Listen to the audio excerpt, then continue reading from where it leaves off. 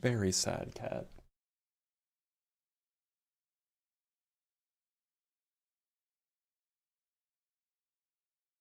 All right, welcome, welcome. Howdy, everybody. Hope everybody's having a good day. We did just start the live. Also, I figured out why the live stream dropped off, why the live stream died yesterday. It's because my VPN shut off. So if it happens again, stick around. Sleeping better? No. Unfortunately, no.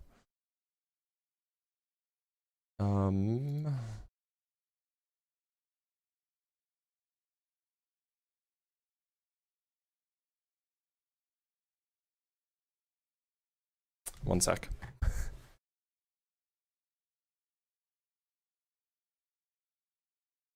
How am I... The bloodbath debate? That shouldn't be live. Talking about Taco's thing?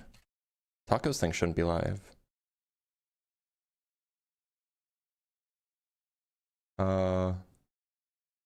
Yeah, it's just a recording. That's from like a month or two ago. Yeah, it's not live.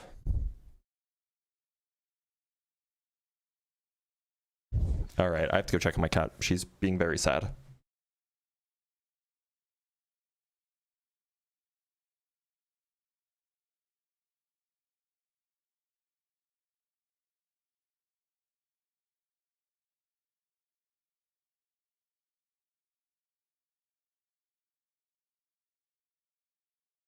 My wife did also not sleep well, and so she is currently sleeping now, and so I want to make sure that I don't wake her up.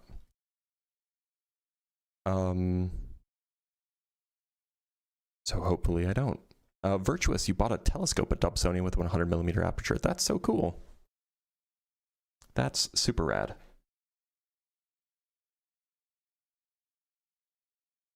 One sec, again.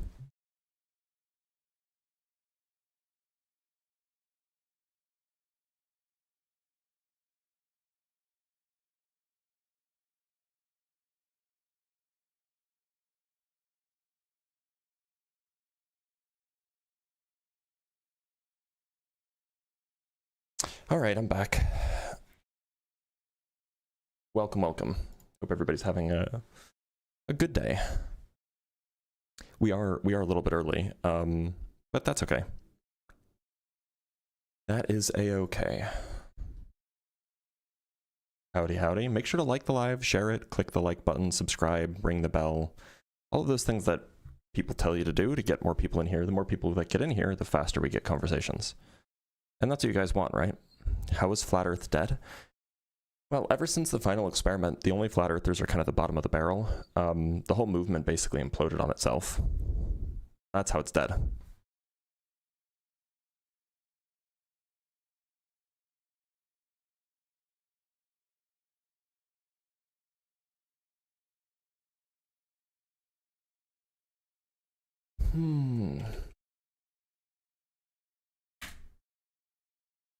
So did you hear back from the guy yesterday that didn't know what eternal meant? No, I never heard back from him.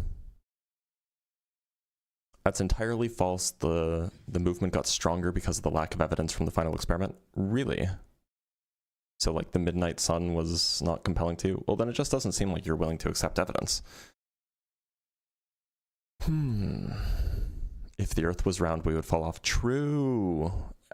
So true. If the earth was round, we would fall off. We would fall off the bottom because gravity points south.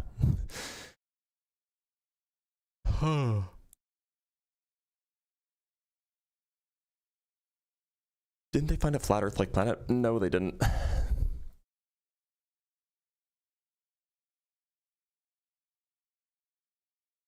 Flat earth has to be real, otherwise I can't reach you, Garth. Where am I reading this? I'm live on YouTube and on TikTok, so if you're seeing me read messages that are not on YouTube... Oh, and also I'm also live on 2 YouTube channels. I'm live on the Dr. Blitz Debunks channel, and I'm live on the @BlitzPhD channel. You know, just to separate horizontal and vertical streams. People still think the earth is flat. Unfortunately, it's generally the bottom of the barrel that's still thinks the earth is flat, and their arguments have gotten worse. if the Earth was flat, cats would have knocked everything off the edge. That's true. That's a good point.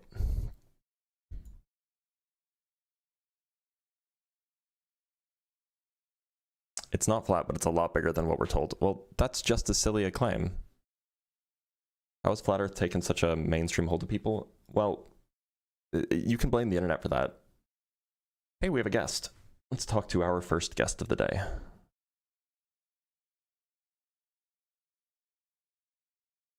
MAGA. Oh, there they are. MAGA Trump, how's it going? Good, how are you doing? I'm doing all right. What do you think the shape of the Earth is? I think it's not like egg-shaped. You think it's not egg-shaped? Okay, what Yes. shape do you think it is? Well, can I respond with the question? Do you think it's a perfect sphere, or what's your position first? It is topologically spherical. Now, it's also bumpy, and it's a little bit wider around the equator than it is around the poles, and so on and so forth, but it does curve back on itself. It is roughly 4,000 miles in radius. So what shape do you think the Earth is? Well, I don't want to just claim it's flat, but I don't think you can prove it's not. You don't think that we can prove it's not flat? Yes. What kind of evidence would you need to see to consider that proof? Or is this like a proof-evidence dichotomy thing? Well, are you making the truth claim that the Earth is not flat? Yeah.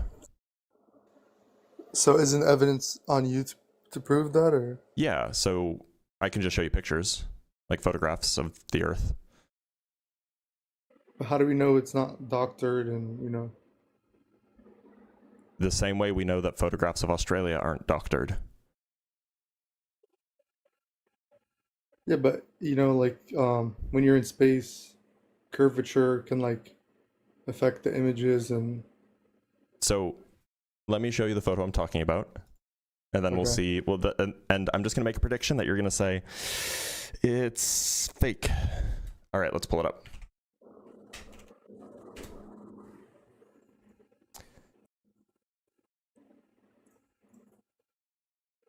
All right, here is the photo.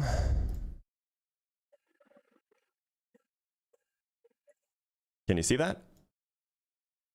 Yes. Okay, so is that the lens doing that? I can make that on my computer, like that same image. Could you make it on your computer in 1972? So how is this picture taken? Is it satellite With a or camera by a person whose name we on the know, moon? on the way to the moon. On the way to the moon. Okay. Mm-hmm. So I don't think we went to the moon anyways. So are you telling me that you think it's fake? Well, it could be real but doctored, Doctored in what way? made into that shape and color graded, and With what tools? so you don't think editing tools existed back then? Maybe editing by hand, but then the burden of proof would be on you to show that it indeed was edited. If you're now making the claim that it's fake, well, that's burdens on you now, right? Okay, that's true, but I'm just saying it's not objectively 100%. So wait, you also claim that we went to the moon, like for sure, right? Yeah, the evidence is overwhelming. But why does it look so fake when he was like jumping on the moon and looks like a Hollywood studio? It looking fake is not an argument. Your incredulity is not an argument. So why is this a popular theory then, if it's so Because people are dumb. So most people are not smart then. Most people don't believe the moon landing was fake. But also, yeah, I mean, just statistically speaking, half of the world's population is dumber than average. Wait, so most of the world is like non-Caucasian, so you're claiming IQ by race now. I'm not talking about race or IQ. I'm talking about what a median is. But most of the world is not white, and you just claim that most of the world is not smart. I claimed that 50% of the population, or strictly less than 50% of the population, is dumber than average. Yeah, and that's a statistical fact. What about just America? Yeah, 50% of America is dumber than the average intelligence of an American. Okay. So you think Armstrong was the first man to touch the moon? No, it was the other guy, Buzz Aldrin. Oh, right. That's at least the claim they make. Yep. And you don't think NASA has been infiltrated by like the CIA and I don't even know what it would mean to be I don't even know what it would mean to be infiltrated by the CIA. Oh, actually, Like- hold on. People are correcting me. It was Neil Armstrong, not Buzz Aldrin. Buzz Aldrin was. But he was the first person to get out. Okay, well, it doesn't really matter. yeah, it doesn't mean But I don't even know what it would mean to say that NASA was infiltrated by the CIA. They're both government organizations. Yeah, but the CIA works with like Mossad and other intelligence agencies to push a narrative. Okay. What does that have to do with NASA? So they What does it mean to like? Why would the CIA need to infiltrate NASA? They're both government organizations. They could work together. well Like, if there's no like secrecy that's necessary between the two of them. yeah, but if NASA acted in complete good faith, they wouldn't claim they landed on the moon. This was like during the not? Cold War. Why wouldn't they if they did? Because during the Cold War, they just pretended they filmed it in Arizona in a Hollywood I'm sorry, studio. is that a truth claim? It's a possibility claim. Oh, okay. Can you demonstrate that it's a possibility? Of course, it's a possibility. I mean, you can. Can you demonstrate that? Are you talking about physical possibility, metaphysical possibility, or logical possibility? Logical, physical. Okay, can you prove that it's a physical possibility? Yes, I can even recreate the studio in my backyard if I had enough money. I actually don't think that you can. And in fact, we can prove this using physics, that you cannot reproduce the conditions required in your backyard to replicate all of the footage that we have, for example. But some of the footage, at least. So if you cannot replicate all of the footage, that means that by definition, that footage could not have been replicated on Earth. So it must have been done on the moon. Which means that we must have gone to the moon. Which means that the Earth isn't flat, by the way. Yeah, it would disprove it if. Yep, and we If it can was prove true. we can prove using physics that the footage that we have specifically from the 1972 Lunar Grand Prix cannot have been replicated on Earth. Okay, if this is all true, why have we not been able to go back? Why isn't all the missions have failed after? And What missions failed after? I mean, I don't have the names in front of me. I'll give you a hint. No missions failed after. There were no attempts to go to the moon after 1972. Is that true? Yes. I mean, So maybe by we- other countries. The United States didn't. Well, so we just went one time and then. No, we went Haven't been 6 since. times. So we've touched the moon 6 times, like man on the moon. 12 individuals have walked on the moon. Yes, in 6 different missions. And when was the last time? 1972. And in 50 years, we just have no interest of going back. Do you know why the Apollo program was canceled? Let me guess, money? It was lack of interest. So the first moon landing, the one in 1969, was the most watched event in human history. Literally billions of people watched it, if I remember correctly. I think that it had like a viewership of like 1.2 billion or something like this. I can pull up the number if you want, but an enormous amount of people watched it. By the time the 1972 moon landing was being broadcast, there were like news channels that weren't even like they were given the broadcast. They just didn't show it because nobody was watching anymore. It turns out when you do something for the first time, everybody cares. When you do something for the 6th time, nobody really cares anymore. Yeah, but I'm sure in 50 years, we would benefit from some scientific advancements if we were to go. Okay, what scientific advancements would we benefit from going to the moon? Well, why did we go in the first place then? to demonstrate superiority over the USSR. Yeah, so you admit that it was just a Cold War race. Yeah, of course it was. thing. The space race was a Cold War thing. Yeah. And then the USSR collapsed, and there wasn't really any value in demonstrating superiority of our space exploration abilities. It's just not valuable anymore. Oh, so you're claiming there's really no benefit to it other than that? I mean, there might be some resources that we could get there, but as far as I know, it doesn't seem like the cost of extraction would be worth it given the cost that it takes to get there. Or sorry, the value of the extracted materials wouldn't be worth it compared to the cost that it takes to do the extraction.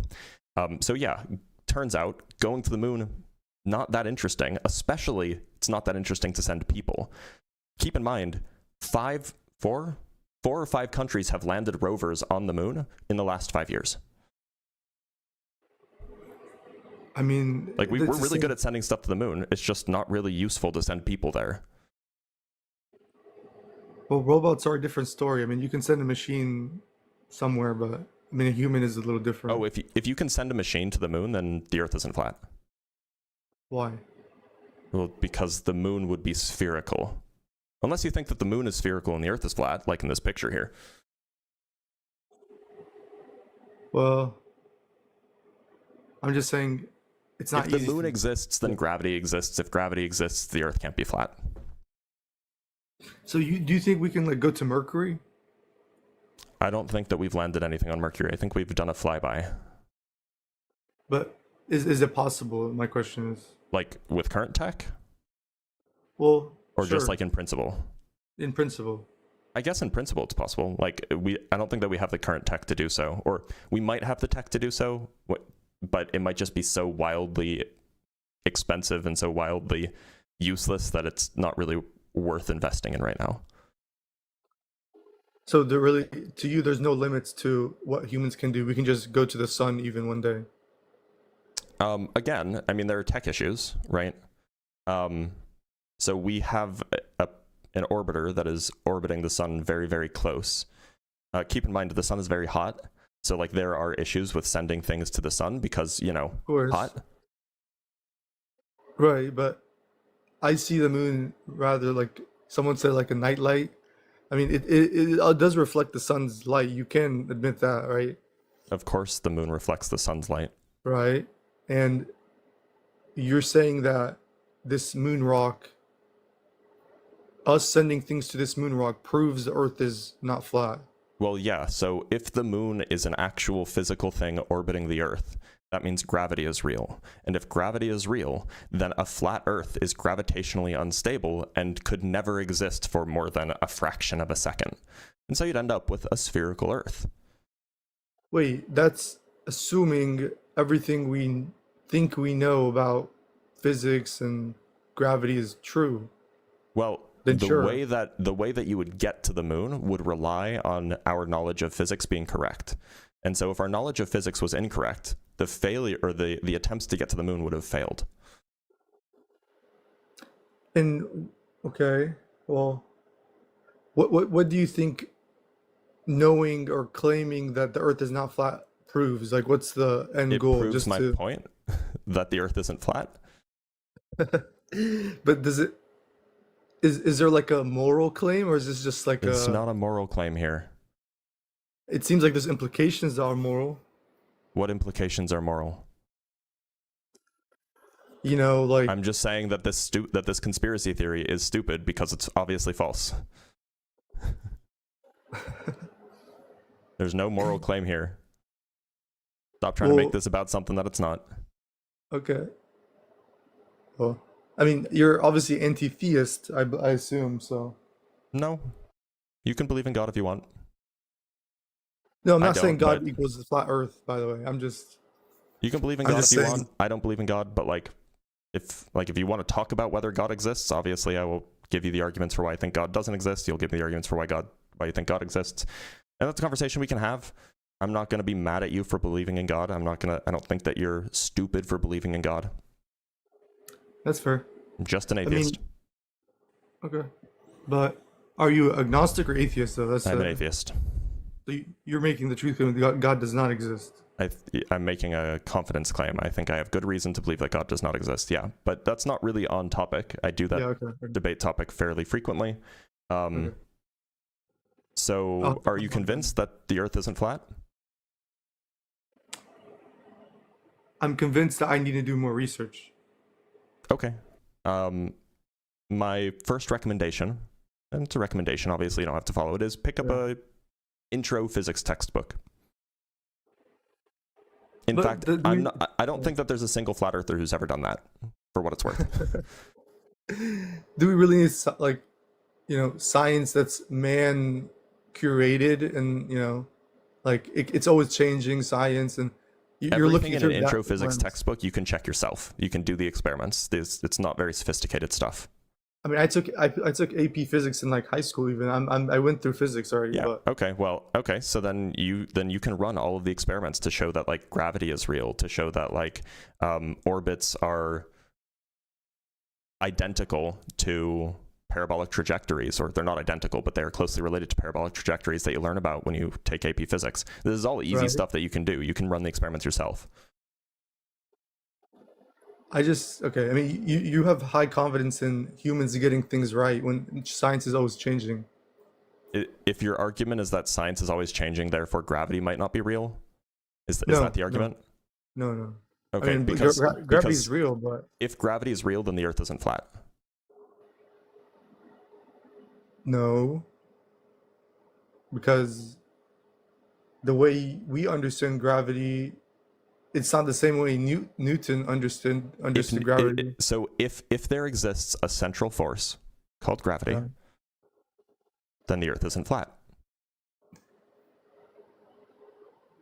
But there's other forces we can't identify. That's the point. What does that have to do with gravity and the Earth being flat around? It's not the only force acting on Earth, so you're just... It is the dominant force. It's the dominant force acting in our universe, yeah. And we can tell this by looking out at our universe, looking in the sky, looking on the planet. So why aren't like more asteroids hitting Earth if the gravity pull is so like relevant, and there's not other forces at play? Because Jupiter has gravity too. Right.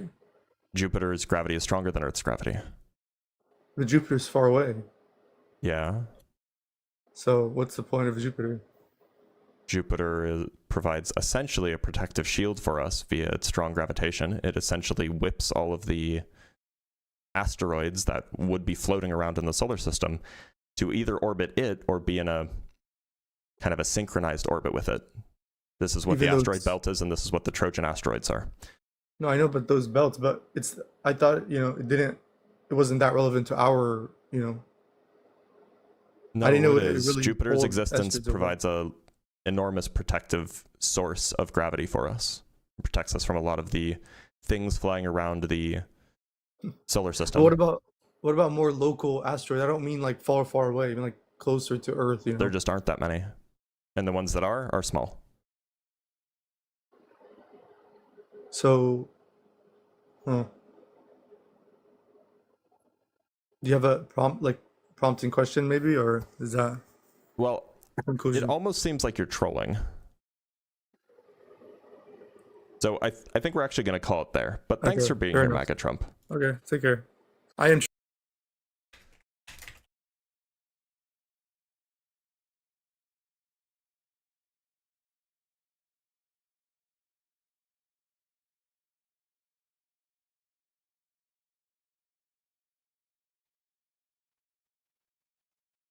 AG, can you hear me? Am I muted? No. Can you hear me all right? I can hear you just... All right, great. Actually, before we start, let me just read some super chats, okay? Yeah, go for it. I think there's only the one. No, we have a journal from Math Josh for the 300 gems. I appreciate you, Math. And then from Gitstan Field with the $5, we have science is a method of understanding empirical data. That method isn't changing, but always updating to new information. It's not changing. Yeah, that's a fair point. Right, so AG, how's it going? Not too bad, just going through the channels. Noticed this one, always wanted to join in this debate, and you seem pretty level-headed about it, so I wanted to see if there was a middle ground that could be found between the relationship of perspective in the study of flat Earth and the factualization of our experience if we were to travel outside our localized domain. and see that the Earth is in fact a globe.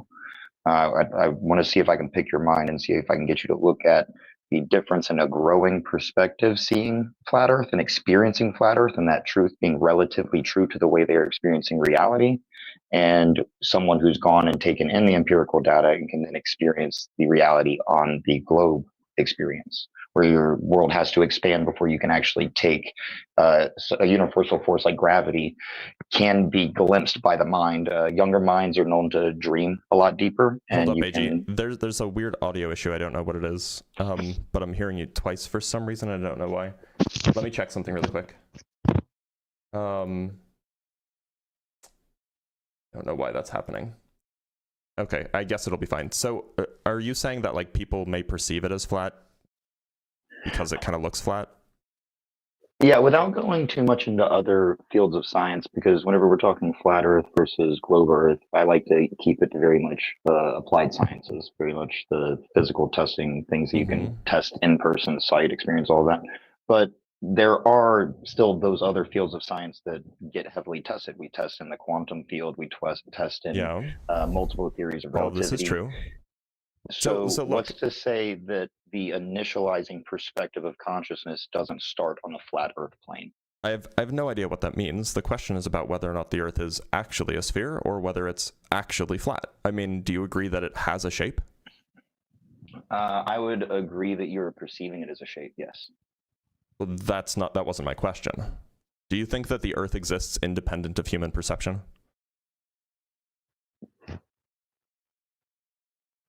Can you define the location of which the independence is clarified? Because to have material objectation, there needs to be a witness upon the material. Oh, okay. So if all of the humans suddenly disappeared, you would hold the view that there just is no material stuff anymore? I wouldn't say that in totality. I would say possibly at the beginning and closure of whatever it is that runs the sequence of reality as we're able to observe it. It would be glimpsed by the amount of time period that the Earth would no longer be a sphere, and it would become an argument of relativity. So when you say relativity, you don't mean Einstein's relativity. You mean like kind of the notion of things being relative? A mixture of both. Well, those are two different notions of the word, so I don't know what you mean to say that it's a mixture of both. So a mixture of both there would is your framework operating under the Big Bang, or what is the... My framework is operating under the universe existing. It has like physical stuff has ontology. The Earth has ontology. It has ontology independent of humans being on it, independent of people looking at it. It just is a thing made of atoms. Those atoms exist. Do you hold a different view? Do you not think that... I mean, it sounds like you're some sort of simulationist. I try to hold as few views as possible whenever it comes to experiencing truth, right? I try to experience the truth one-on-one with it, and if the truth tends to change, I try to keep to the primary constants that remain the same in the universe, such as most experience with gravity, to entertain most binary sequences of cause and effect. I guess the way I would probably ask that question a little bit more clean is if you were to run an experiment from an outside perspective of the universe, where are your parentheses placed? Where's the beginning and end? I don't know what outside the universe means. Okay, so that would just say everything is within your parentheses, right? Everything. Yeah, I mean, you want to make sure that when I kind of define the universe to be all of the things that exist. Okay, yeah, no, that's so for me, I like to think of things from the outer edges of the box into, people use that metaphor, thinking outside the box. I like to, with science, I want to stay in the box. I want to really comprehend the argument from all sides and not stop at just the argument, but get the facts that are outside of our arguments as well. So AG, do you understand what the typical flat Earth position is?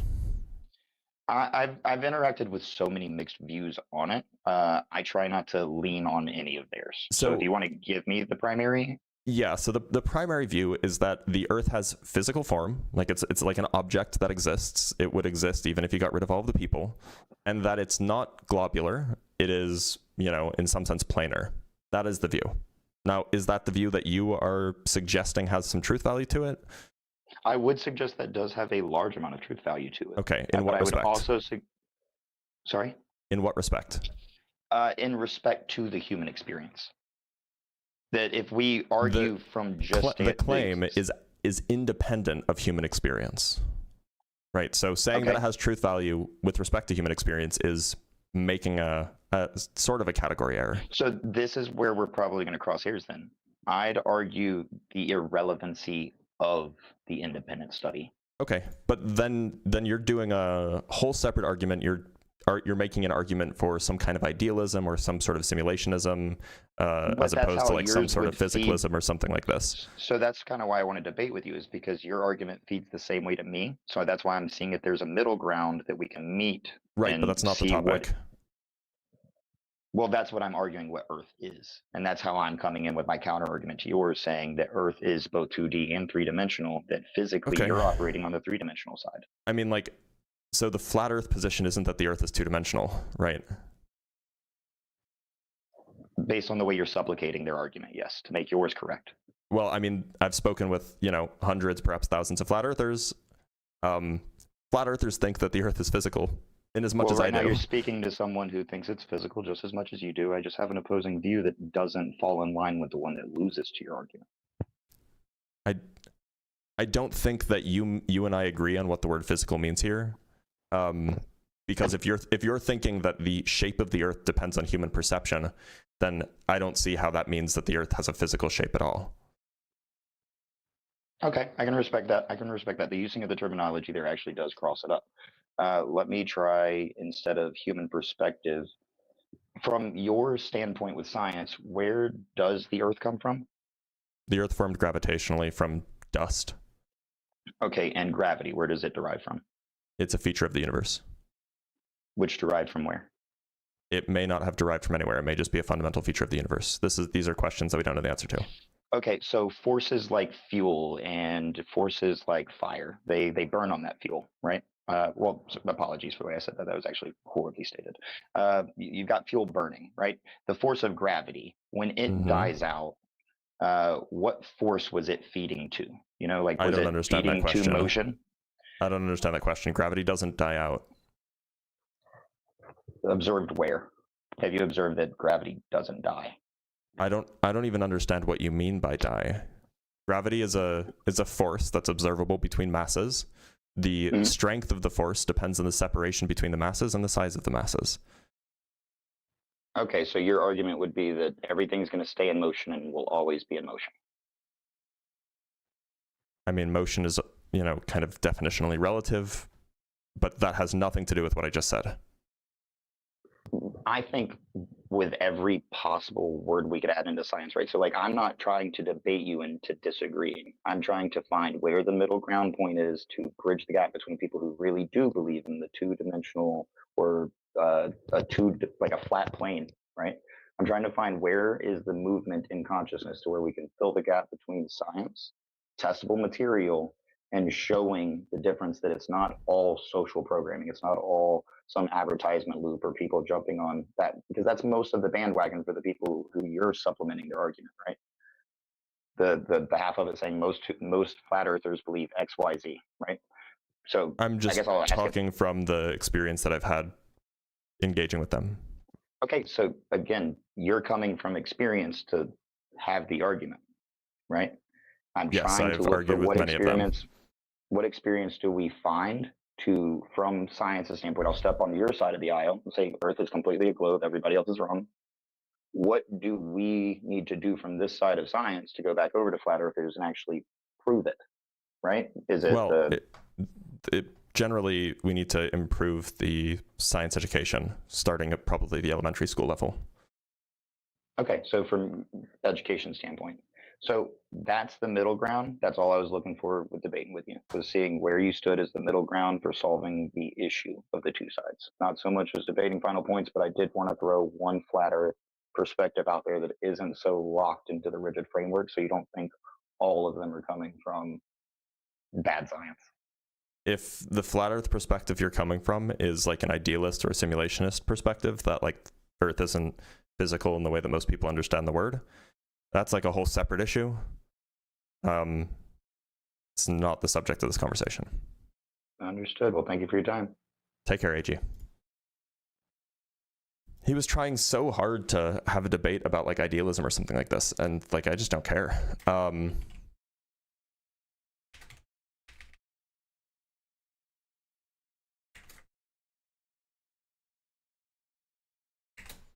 All right, let's read some super chats and we'll bring up another guest. Sir James sends $2 to say, Time Cube is the true shape, you plebes. True. Also, we shouldn't make fun of Time Cube guy anymore. He was known to have mental illness. It's very sad. Flash sends $10. Love me some spicy Blitz in the morning. Well, I appreciate that. Story Room Chronicles says, with $2, thank you. It's actually a cube. And Jack Fetter sends $5 to say, to be specific, I don't want to commit to any debunkable belief while at the same time denying everything you say. Think of it as the word of your nuh-uh. Yeah, that's fair. Fair point. All right, let's bring on another guest. This time from YouTube. Or, sorry, from TikTok. Turbo Smokes, how's it going? It's going good, man. How are you doing? It's going all right. Turbo Smokes, what shape do you think the Earth is? I think it's a sphere. And I can prove that in like 10 seconds. But then why'd you come up? Because I just wanted to say that nobody generally ever talks about the North and South Star. We talk about it all the time. Turbo Smokes, it does say opposition only. Please respect the live.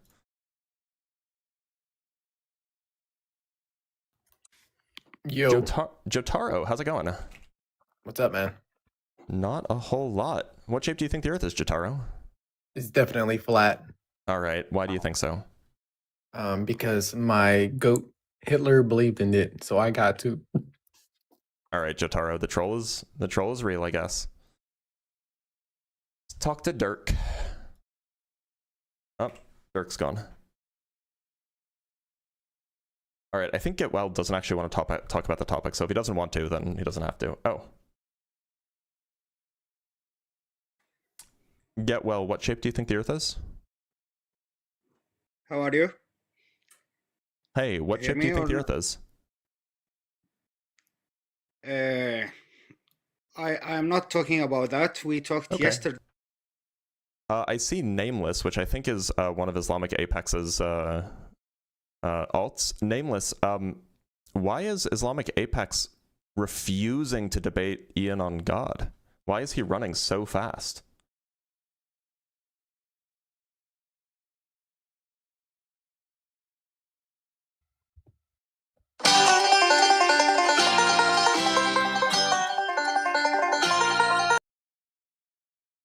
While we love the banjo here,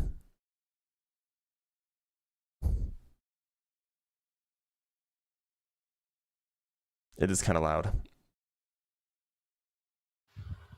Jason, how's it going? Jason? It's going good. Hello? I'm glad it's going well. What shape do you think the Earth is, Jason? It's round for sure. Okay. Why'd you join? I'm just curious why Americans believe that the world is flat. If that's what you're here for, then you can listen. You don't have to join. Listening is with your ears, not with your mouth.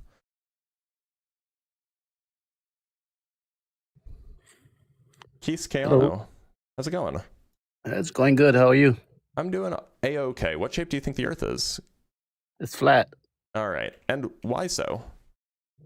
Well, we have a lot of reasons. Like you have everything you have learned, like we did also in school. So whatever yeah, Like what? yeah, we did. Did you learn the definition of the Christoffel symbols?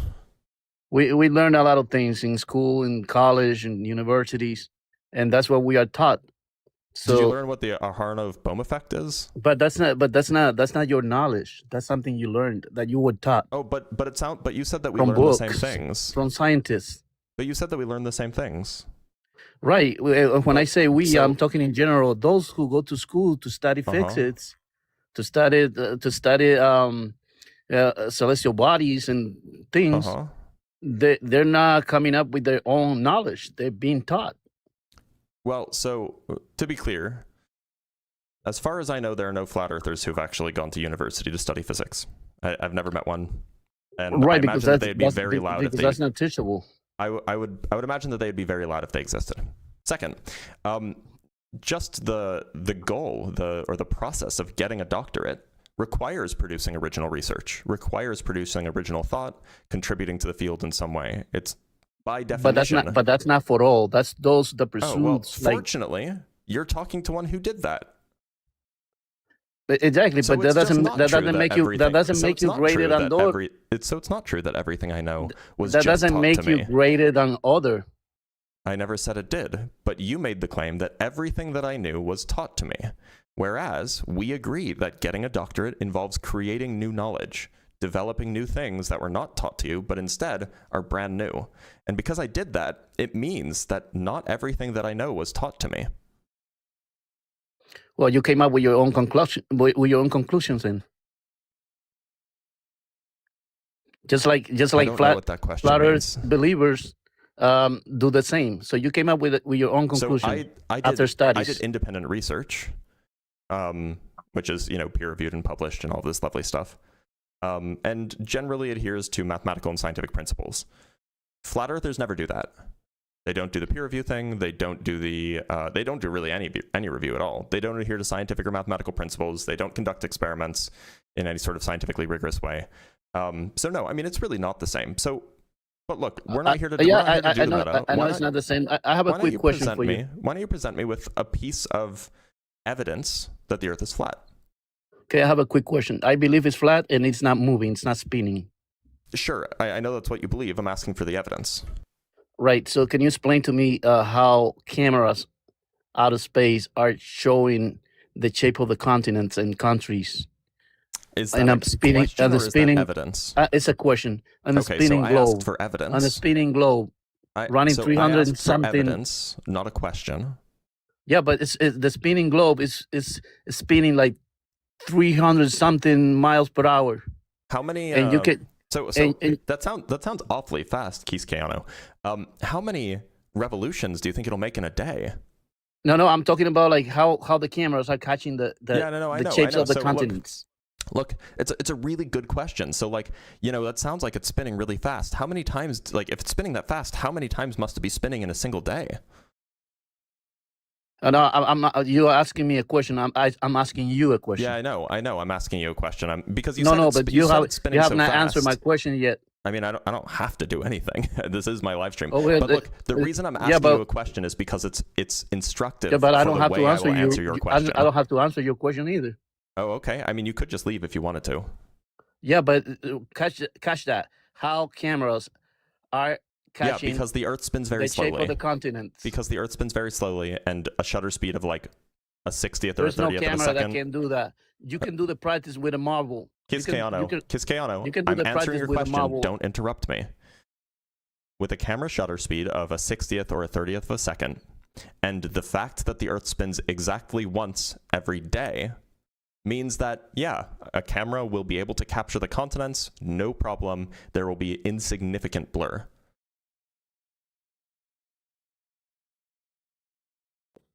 Go ahead and unmute now. Do you want to respond to the answer now? No, that's okay. I'm good. Thank you. Oh, okay, you're going to put on your running shoes? Yep, I will. Okay, goodbye. Bye.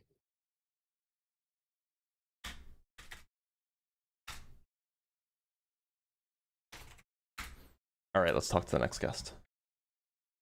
Let's talk to Alex. Alex, can you hear me? Yes, I can hear you. Great. Alex, what shape do you think the Earth is? So I'm not saying that the Earth. I'm not convinced that it's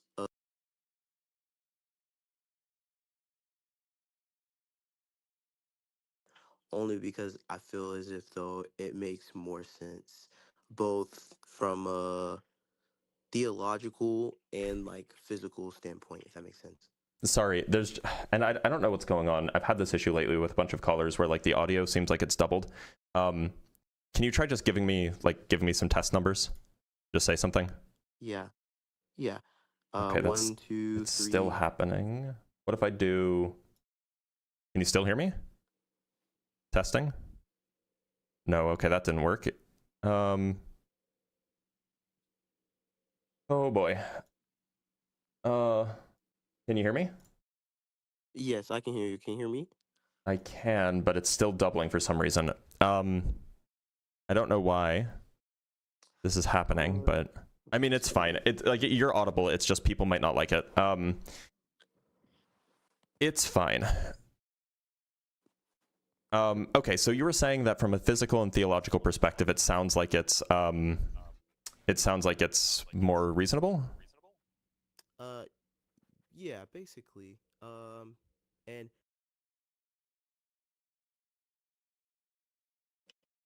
You there? can you still hear?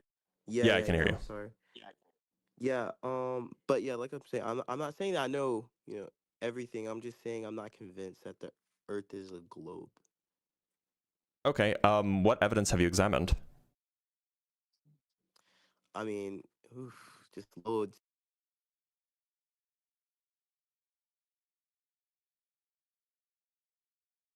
I don't know what's currently happening with the audio. The audio. Oh, Hold on. sorry. Let me do something really quick. Okay. Let's try this now. Can you hear me? Testing. I can hear you. Yeah. Testing. Oh, now there's so much. There's so much. This is so annoying. I don't understand why I'm hearing you twice. I'm sorry. This is a noise gate. Let's.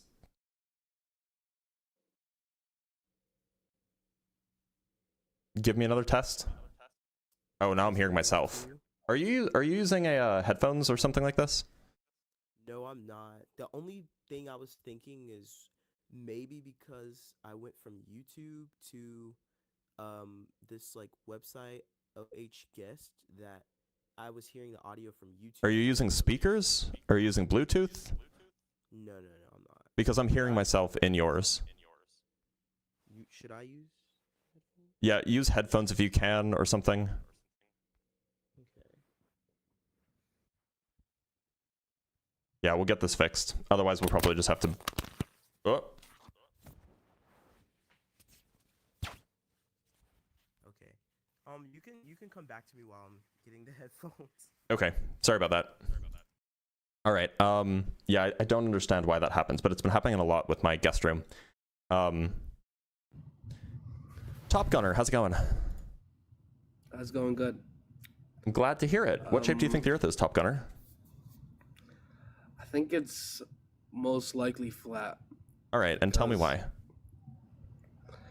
Because I see everything I see is mostly flat. Buildings are built on flat land, so it doesn't make sense for it to be round or stuff would just slide off. What direction would stuff slide? Slide to the bottom. Like Which direction is the bottom? South. South is the bottom? Yeah. So you never think eat sour worms. What? Never eat sour worms. Do you think that things in the south, do you think that gravity says that south and down are the same direction? Yeah, so that would assume that I believe in gravity, so that's What like a so false why would you assumption. I mean, why would you think that I believe everything's just on a flat plane, so Wait, it hold doesn't on. matter So whether you're south or north. look, so You just we need to talk about how we're thinking about things, right? So if your view of what would actually happen if the Earth were a globe is predicated on not understanding how the globe works, then doesn't that mean that your criticism doesn't really work? Okay. Let's say we have a basketball and I place figurines on it and I try to build something on top of it.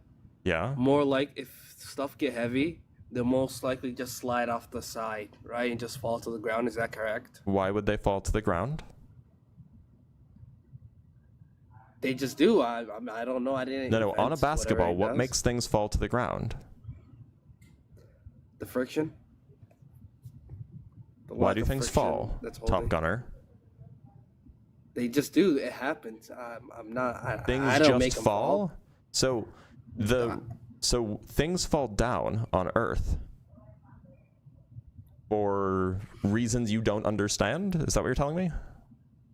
So what I observe is that they fall, Uh-huh. and like Isaac knew, and he observed something fell. Uh-huh. But I don't jump to conclusions like things like gravity, which is basically just magic.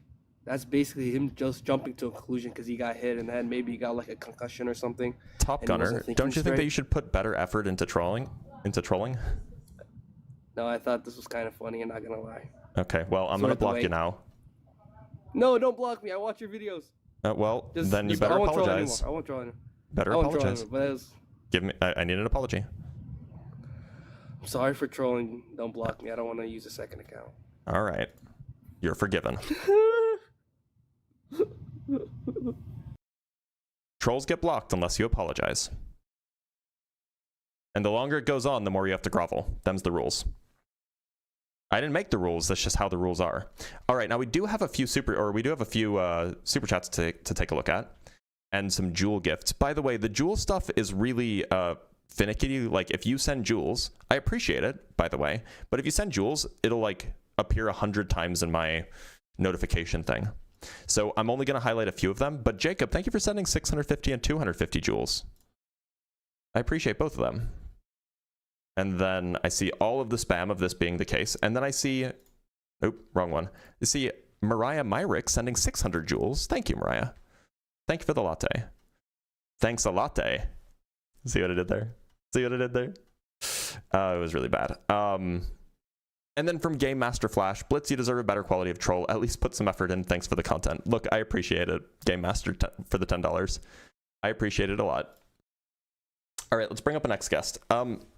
Oh, by the way, if you want access to my Flat Earth debate notes, plus my theism debate notes, plus my Young Earth creationism debate notes, plus my MAGA debate notes, consider becoming a member on either YouTube account or patron on Patreon. You can get access to my debate notes. All right, let's bring up Danny Drip.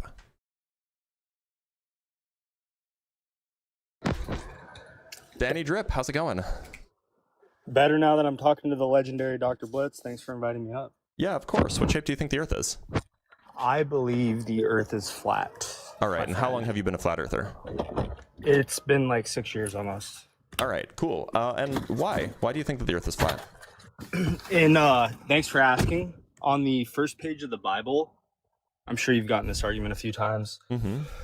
Yeah, in the creation story, pretty much, you know, they talk about how in the first verse, God created the greater light, the sun, and then the next couple verses, the lesser light, the moon. And then in the 6th through 9th verse on the first page of the Bible, it talks about how God created a firmament that separated the waters above from the waters below. Yep. And I think that firmament is a physical barrier that prevents us from getting to outer space. And I believe we live on a flat Earth. Do you share all of your cosmological beliefs with the ancient Hebrews? Not everything. I don't think I share everything with anyone. Like, there's very similar flat earthers that don't believe the same thing as me. I don't think everyone believes everything. I mean with the ancient Hebrews, not like other flat earthers. Well, if the ancient Hebrews believed that there's a firmament or a vault or a rakia, which is translated from Hebrew, rakia. I believe it's rakia, but sure. Yeah, rakia, you're right. Yeah, I think that they saw similarly to me, but I don't know. I wasn't in their shoes, so I can't tell you what they saw. Yeah, and it's hard for me to, hard for me to even tell you what I saw 5 years ago, 6 years ago. You know, my Sure, remembrance. no, that's understandable. So what do you think Yeah. the sun and the moon are doing? Do you think that they, orbit, like not orbit, but do you think that they go in a circle over our heads throughout the day, or like what do you think's going on there? It's tough. You know, I know, like you just said, there's like some 24-hour phase that you were talking about to the prior guest or 2 guests ago, and I think I agree with that. But you see these videos of, in Alaska, the 24-hour sun, and of like kind of a figure 8 sun that never sets. And I know that you're a PhD, you probably have some sort of scientific, justification. But obviously you've debated thousands of flat earthers at this point, maybe tens of thousands. Probably not tens of thousands. Or thousands maybe, but I just challenge you, Dr. Blitz, to dive into the Word of God and see if that can help you see it from our perspective at all. So, look, there's trouble here. So, from the flat Earth, or from the if you can just go look into what the ancient Hebrews actually believed, and I'm talking like ancient Hebrews, like from around 2,500 years ago. This is like hundreds of years before Jesus. So you can go look at what the ancient Hebrews believed, and it's fairly similar to what the like the ancient Babylonians believed, the ancient Assyrians believed, and so on. Let me show you a picture of like a diagram. I'm with you. Ancient Hebrew cosmology. There's a good diagram that is pretty instructive. Oh, it's really blurry.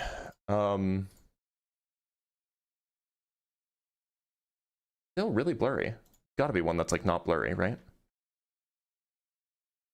Oh, this one's on Wikipedia. This one will be good. Okay. Yeah, okay. It's still a little blurry, but it'll be fine.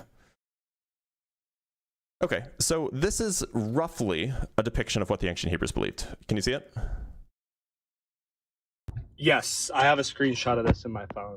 Yeah, so in particular, there's the firmament, Rakia. There's, the seas above. There's the heavens above. The moon and the stars and the sun are all in the firmament. But you see those gaps? Yes. In the firmament?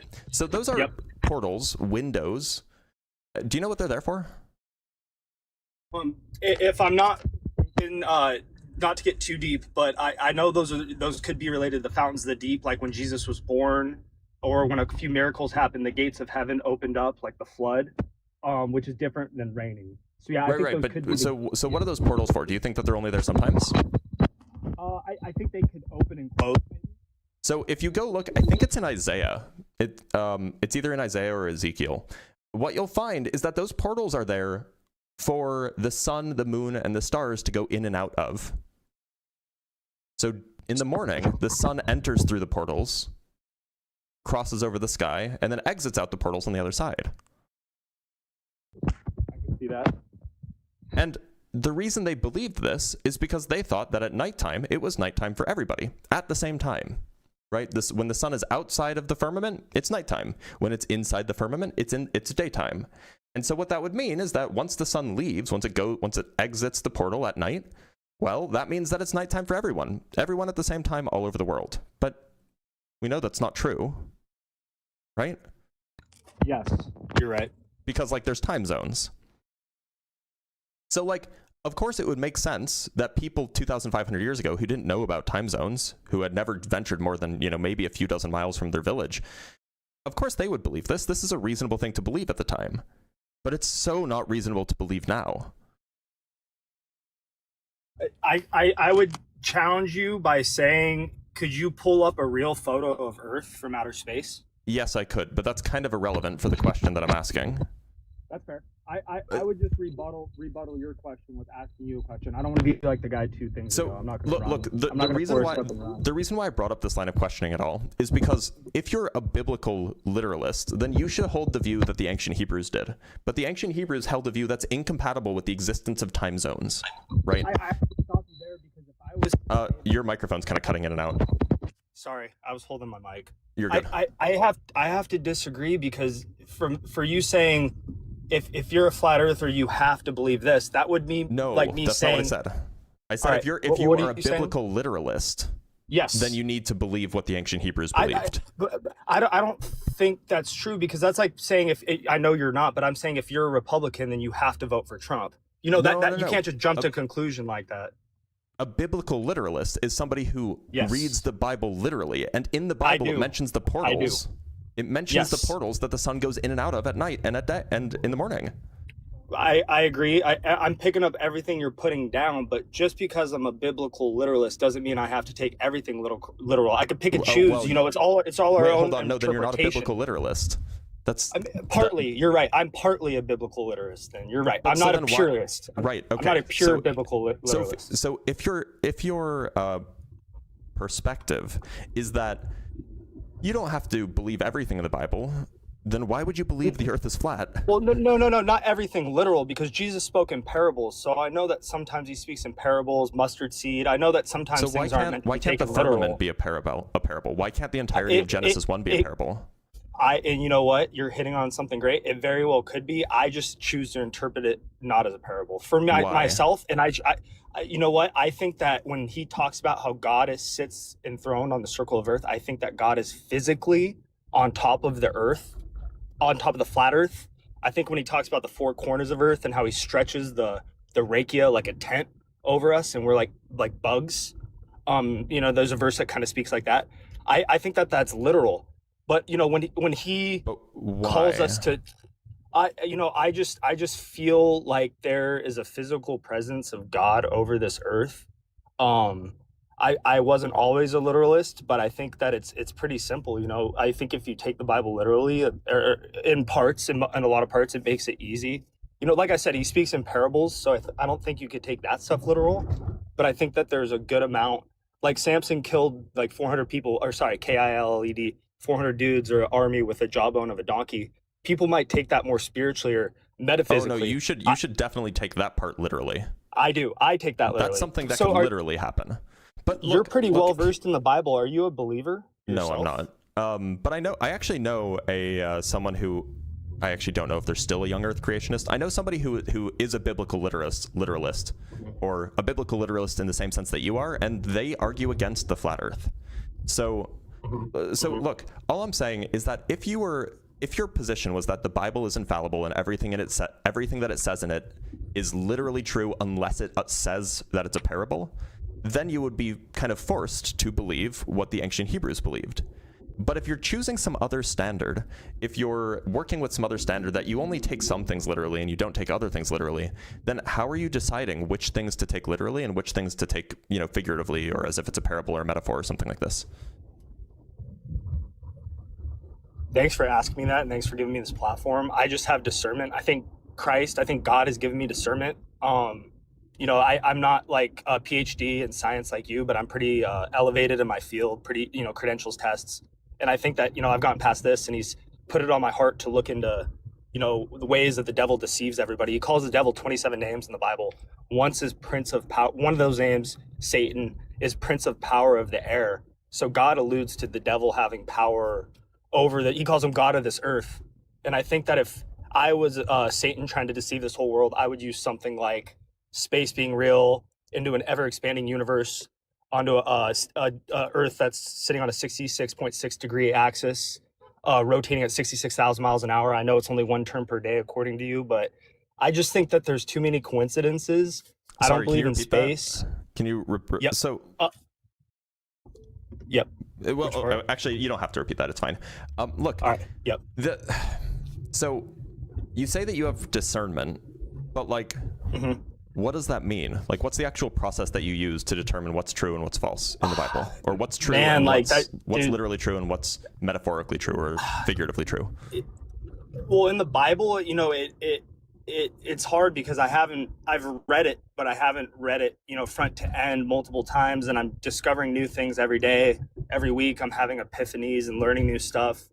But I think it's you know, I think there's just some things that, you know, God calls me to take true, and when he says lift your voice like a trumpet, like, I don't know, some people take that literally and they go out and they scream on a corner, and I'm like, I don't know if that's good. I don't know if that's what God wants us to do.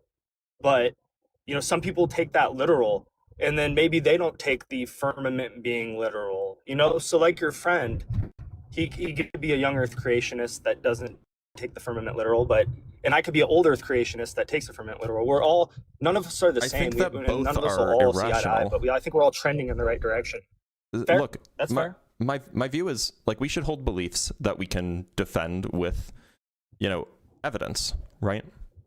And I think that that's pretty reasonable. That's how most people function, or at least most rational people function in everyday life, right? Like, for example, if somebody came, I don't know, are you married? Do you have a girlfriend? Or a boyfriend? I'm not here to judge. I have a girlfriend. Yep. Okay, so girlfriend. if somebody that you didn't know came up to you and said, hey, your girlfriend's cheating on you, you probably wouldn't believe them unless they showed you a picture, unless they gave you evidence. And I think that we should use that kind of standard for all of our beliefs, right? And if the standard that you're using for your beliefs is merely, well, I think just God gave me discernment so I could I could just kind of intuit what's true. It just, I don't know. It doesn't pass muster in my view. It seems like an irrational way to come to conclusions. And I don't think that you would agree that that's a good way to come to conclusions in any other situation.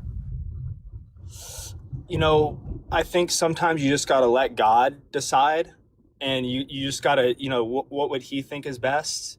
And I think a lot of people are, you know, there's paralysis by analysis. They overanalyze and they're paralyzed. They don't make a decision. They don't make a move. They say, I don't want to think about that. And I think by me and you even taking a stance, we're both two brave people. You know, at least we're taking a stance on something. A lot of people sit back, you know, all 800 of your viewers, they might not even know what they believe. So I think, and on top of that, the fact that you can quote scripture and that you know the Bible is amazing, man. God's already working on your heart. Even if you don't believe in Christ and God, the fact that you're up here talking about the Bible and Christ is huge. And I think he would be happy regardless of what you believe. So let's talk about those numbers that you brought up. So you said that the Earth spins how fast? Isn't it? I heard it's like 66,000 miles an hour. I'm talking about how fast the Earth spins, not how fast the Earth orbits.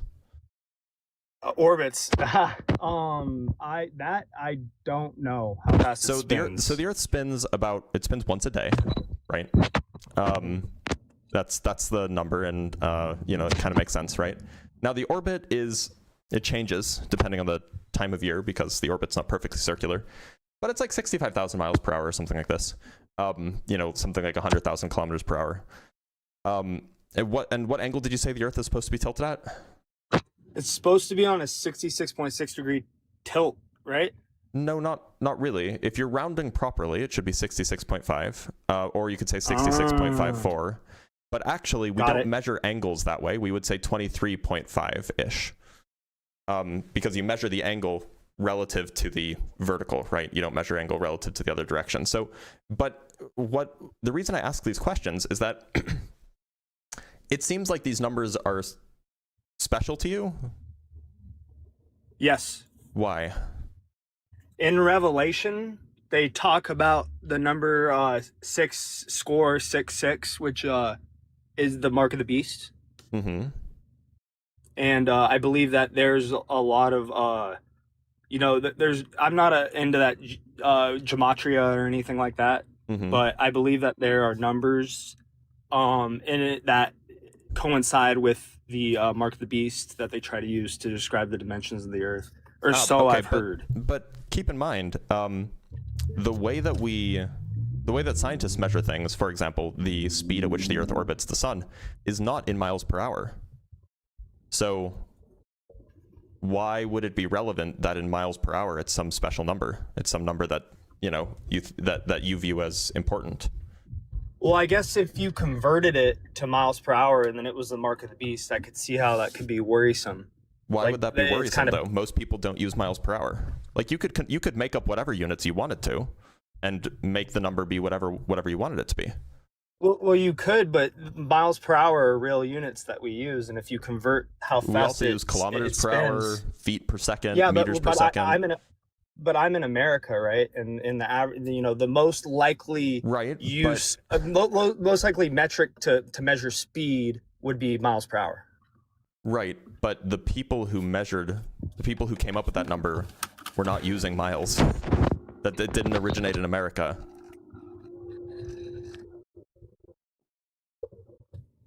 Got it. I don't know. I use miles per hour. Well, no, I understand that you do, but like, if the claim is that like there was some deception that, like, you know, they're hiding it in plain sight with the 66,000 miles per hour. Like, first of all, 66,000 is not 666. Those are different numbers. But second, the actual measurement predates the use of Americans using miles per hour. So, like, what? Like, you know, we could go look the first person who came up with this measurement speed. It was probably Kepler, and they would have used some other unit system, right? And they weren't Americans; they didn't speak English. So, if you go look at whatever they were using, were they like somehow predicting in the future that if somebody then used miles per hour 300 years later, that it will end up with being something like the number of the beast? Like, is that the claim that's being made here? Dr. Blitz, you're hitting the nail on the head. Oh, your mic just cut out. I followed you. Thank you for giving me this platform. You're hitting. Oh, can you hear me now? Yeah, I can hear you again.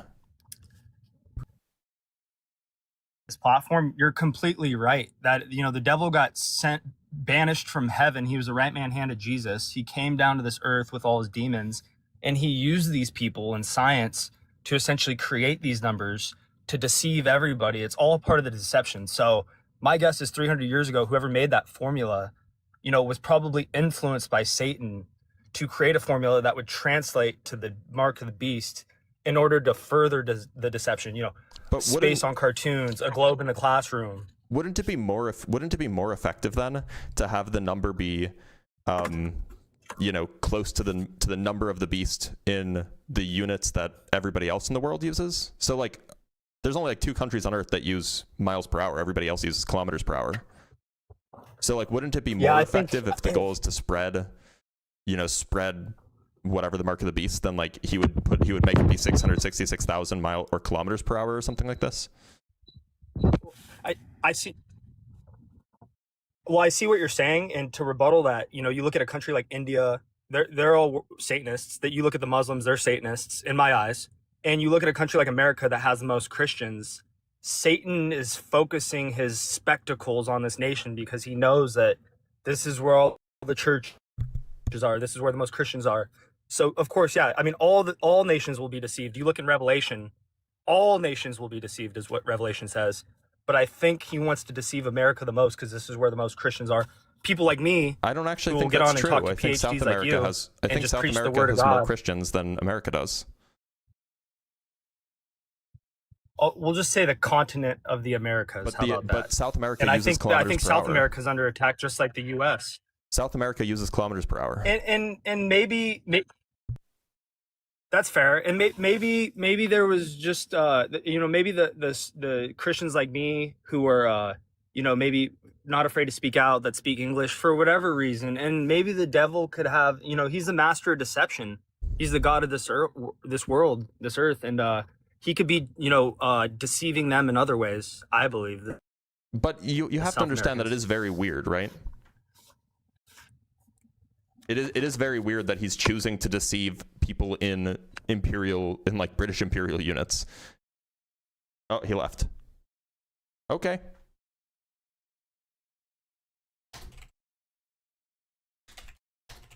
All right. That was something. Let's read some super chats, then we'll move on to the next guest. Gitstan sends $5. Thank you so much. How does the caller feel about the fact that there's recorded evidence of NASA sending a probe on Mars and Apollo 1 and Apollo 2? Well, yeah. I mean, it's Satan's deception, right? Bacon and Bush sends $5. Thank you, Bacon and Bush. And we have another 250 joules from Mariah Myrick. $5 from Godwin. Should we be asking FLERFers how acceptably big globe Earth would have to be for its curvature to be undetectable to the naked eye while standing on the ground? Yeah, but that's a hard question for them to answer because math is hard, it turns out. Peter Hegwood sends $5. Thank you, Peter. Appreciate the super chat. If God is sitting on the earth, when we look up, are we looking into the butthole of God? That you are. We're like a toilet snake. All right, let's talk to Texas Man. Texas Man. Texas Man. Texas Man, how's it going? Hey, how you doing? I'm doing all right. What shape do you think the Earth is, Texas Man? Okay, I believe we live in a firmament. And the only reason, I mean, yeah, I believe in the Bible. You know, I'm sorry. I asked you what shape you think the Earth is. Round, flat. Oh, it's okay. not like a globe. Okay, and how long have you been a flat earther, would you say? I wouldn't say flat Earth. I believe in a firmament. You know, for a few years, and the only reason why I believe we live like on a flat Earth is for the simple fact, you know, take out, you know, these going to the moon and all that stuff. Like that's taking the facts. A fact is, I could go outside any time of the day, look up in the sky, and see the moon. We all could agree with that. It's a fact. Yeah, we can all see the moon, definitely. Yes. So the only thing that's in my head is like, okay, if I'm in America, I go out, I look up, I see the moon during the day. Mm-hmm. Does like on the other side of the globe is China. So does China do they not see the moon when it's daytime over here? Yes. But how is that like I get it, like, you know, we spin, the earth spins, you know, the sun goes up from the east and sets in the west. So I get that 100%. Okay, you know, globe spins, it goes. But why doesn't the same thing happen with the moon? Why don't we see it? It does. The moon rises and sets as well. But why do we see it during the day is my question. Because sometimes the moon rises during the day. But then the same thing would happen with the sun, right? No. So because if the earth sun is what determines whether it's day. The moon's orbit is not synced up with the sun. So the moon's just doing whatever it's doing, going around the earth. Sometimes it'll rise and set on the night side. Sometimes it'll rise and set on the day side. Yeah, I get the moon moves, but like, why do I see it during the day? The moon is not connected to the sun. When you see the moon is unrelated to when you see the sun. I mean, not really, because like I said, like if it's 5 o'clock during the day, 5 p.m., and I look up and I see the moon right there in the sky. Yep. How is it nighttime in China? Like, how does China not have a moon? The moon isn't always out at nighttime. The moon's not always out at nighttime? Have you ever... So actually, I'll give you some homework. Next time you see the moon during the whole day, because that happens sometimes. Next time you see the moon during the whole day, this happens on new moons, by the way, or not new moons, but like when the moon is just a little baby sliver. Stay up late at night and see if you can find the moon. Well, yeah. If you say a new moon, like I get the not a new moon, just near a new moon. So like when the moon is just like a little crescent. Because like if you have a globe, do you have a globe with you? No, I don't own a globe. I don't need one. I live on one. It's like, okay, if you have a globe, if you look at America, China's on the opposite side. So if I'm looking at the moon day and night, why? Well, no. So the moon isn't always visible at night. So in fact, let's just look up. I mean, no. I'm not talking about at night. I'm talking about during the day, like specifically when the sun where is I out. live right now. So let's see. When was the moonrise? So moonrise today for me is at 11:51 p.m. And it'll set tomorrow at 1:38 p.m. Now, that's when it is today. So what you'll see is that the moon is out for basically half the night and basically half the morning. But if we fast forward to like, I don't know, November 19th, you can just check, like you can go look up when the moon rises and when the moon sets. On November 19th, where I am, the moon will rise at 6:38 in the morning and will set at 4:47 in the afternoon, which means that I won't see the moon at night. It'll just be nighttime and there will be no moon. I don't get that. Like there's always a moon during nighttime. No, there's not. So I challenge you. What part of the world are you in, Texas, man? I'm gonna take a wild guess. Are you in Texas? How'd you know? You know, I'm just that kind of guy. Okay, so I'm gonna offer you a challenge. On November 21st, actually, I'm just gonna punch in Texas. So then, do you want to give me a particular area of Texas? You don't have to give me the city you're in, but just I'm gonna look up when the moon rise and moon set is for you. Yeah, I'm in San Antonio. Okay, you're in San Antonio. Great. Okay. Okay, so San Antonio. If you go out and you look for the moon at, say, on November 21st, go look for the moon on November 21st. It'll just be a little sliver, but you will see a little sliver out during the day. It should rise at around 8:30 in the morning and set at around 6:30. Now, that means that it'll be slightly above the horizon as the sun is setting, because, you know, the sun goes down pretty early these days. But what you will find is that the moon you will see no moon on the night of the 21st. Okay, so quick question. So you're telling me only on the 21st is when when I can't see it. That's the only time. Well, no. I mean, you will see. So this happens several times a month. It happens, in fact, you know, 3 or 4 times a month. Okay, it happens 3 or 4 times a month out of 31 days. Yeah. So Well, so the reason why that happens is doesn't- because the moon is out for, you know, about 12 hours. And depending on what time of year it is, sometimes night is longer than 12 hours, right? When it's like when in the dead of winter, you know, maybe the sun sets at 5 p.m. and it rises at 8 a.m. That's 15 hours of nighttime. And so if the moon is out for 12 hours, then that means that it will be out for some of night. It just won't be out all night. Yeah, like, no, I get it. Like, I get that the moon does move. I'm not saying the moon is stationary and just stays in one spot. It does move. You know, we get the waxing crescent, you know, full moon, depending on, you know, the Earth blocking the sunlight. That's, you know, that's how we get the different faces of the moon.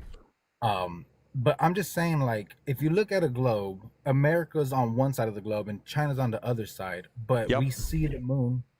You don't see the moon every night.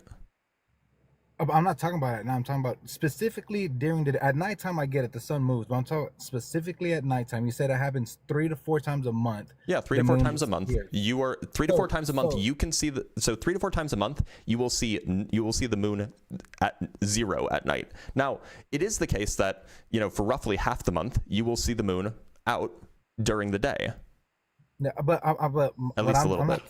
I'm not talking about during the night. Yeah, that's why I said during the day. Yeah, I'm only talking about during the day. I'm not worried about the night. Okay. So is the confusion that if you see the moon during the day, then why can't China see it at night? No. Like, I get. What's the confusion? I'm saying, because if we're in a globe and the globe is, you know, the Earth, the moon's doing its own thing. Yep. Just orbiting around the Earth. Yeah. Sorry, I'm freaking busy right now. So if I see the moon during the day, then, you know, the moon should be on the opposite side of the Earth during the day to where we can't see it, is my point. If you see the moon during the day, then that means that it is on the same side of the Earth as the side that you can see it on.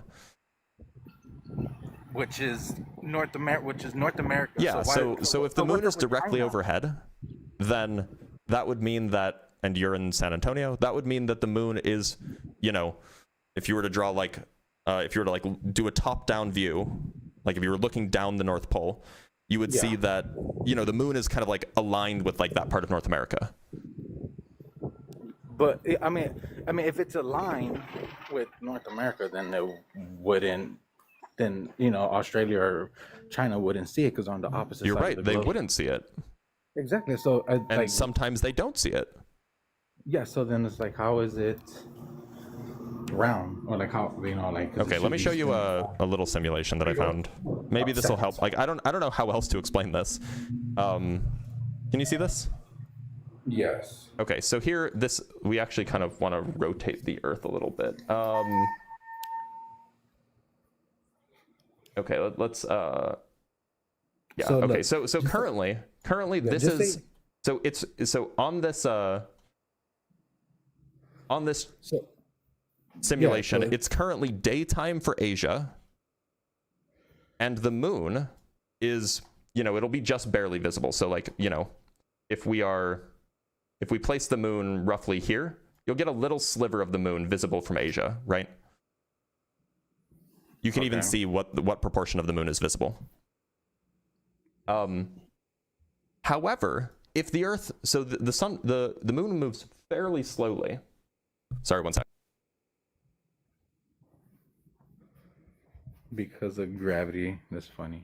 Sorry. Okay, so now the moon moves fairly slowly. So just imagine that it kind of just hangs out there in its orbit. It does move a little bit, like we can maybe move it to here. But now imagine that 12 hours have passed, and the Earth has spun halfway.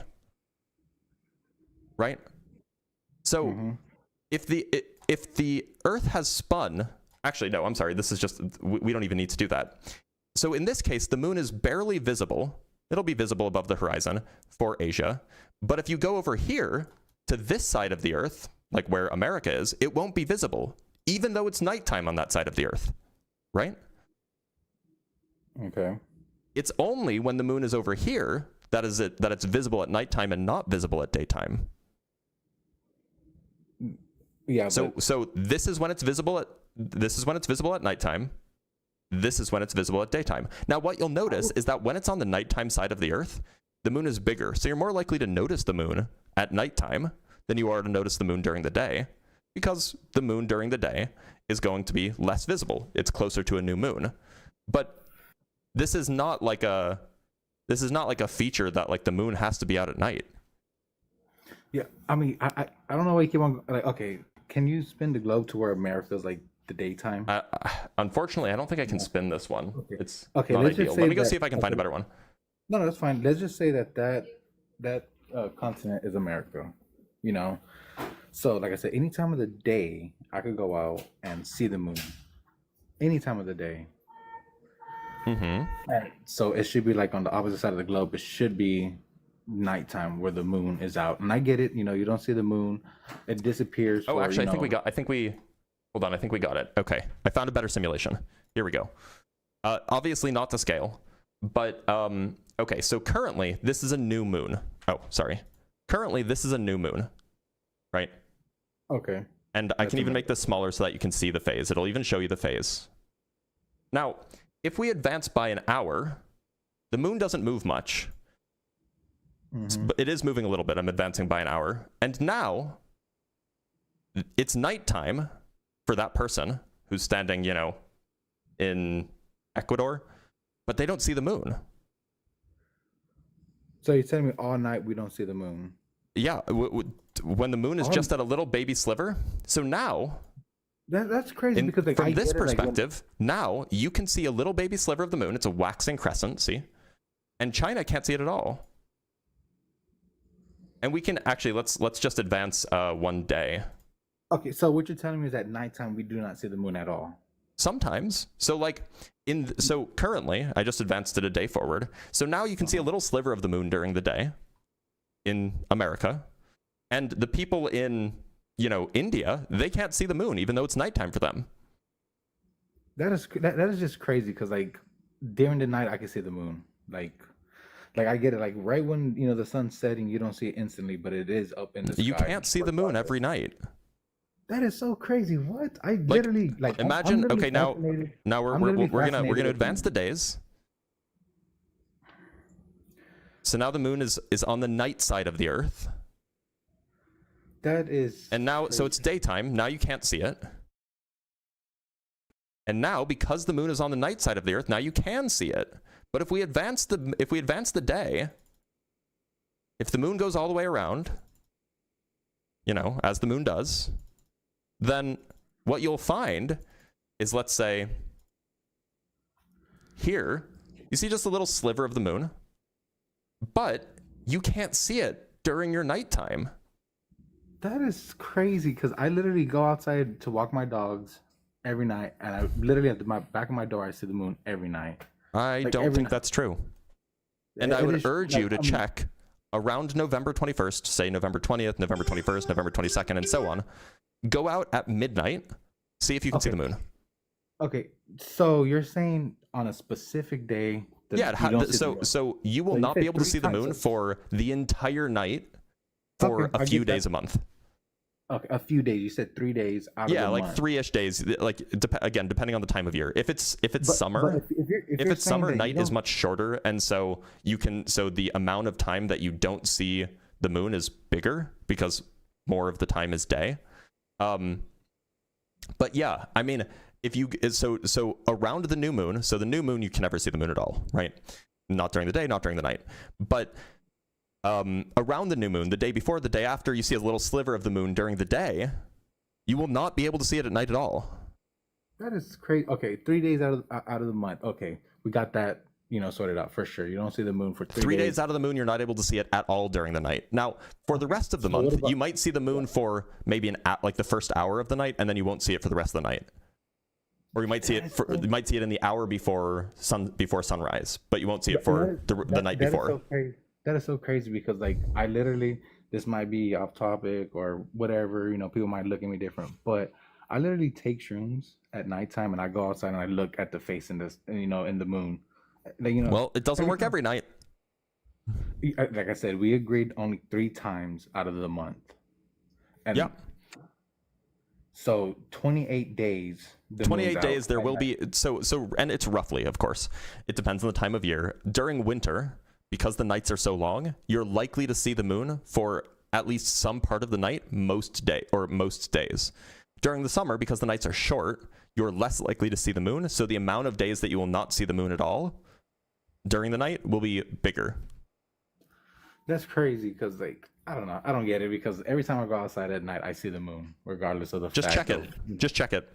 Yeah. No, like, I get what you're saying. You know, 3 days out of the month. Okay, cool. But the other 28 days, I definitely see the moon out at Well, you don't see it nighttime. the whole night, right? You might see it for a few hours. Yeah, but okay. So I do see it for a few hours on my side. So, like, But you won't see it for a few hours every night of those 28 days. Some nights you'll see the full, like especially for full moons you will see the entire night. But when it's like a sliver of the moon, like just like a quarter moon or something like this, you may only see it for an hour or two. that is completely crazy, man. Because I know, I mean, I don't stay up like all night, but I could go out any time of the night and I see the moon up in the sky, which is crazy. Like, I don't know. Like, I did my own, you know, test and stuff, and it just doesn't make sense. Because, like I said, the nighttime, whatever. My specific thoughts is like during the day, why do we see the moon? Because I get the moon should be doing the same thing that the sun I just showed does. you a diagram. You want me to show you the diagram again? No, I know that you showed me the diagram, but you're saying, you know, like, okay, you keep on doing During that the day, diagram. why do we see the moon? Okay, so then This person is currently the person is hold on. currently on in daytime, right? You said 3 months out of the month you do not see the moon in the sky during the night. A few days, so in winter, which we're Yeah, quickly approaching, a few days out man. of the month you will not see the moon at all Yeah, during the nighttime. But with that diagram, you keep on going around. That means you will never see the moon with that diagram. You keep on spin. You can spin that for 365 times. I don't know what you mean. How would you never see the moon?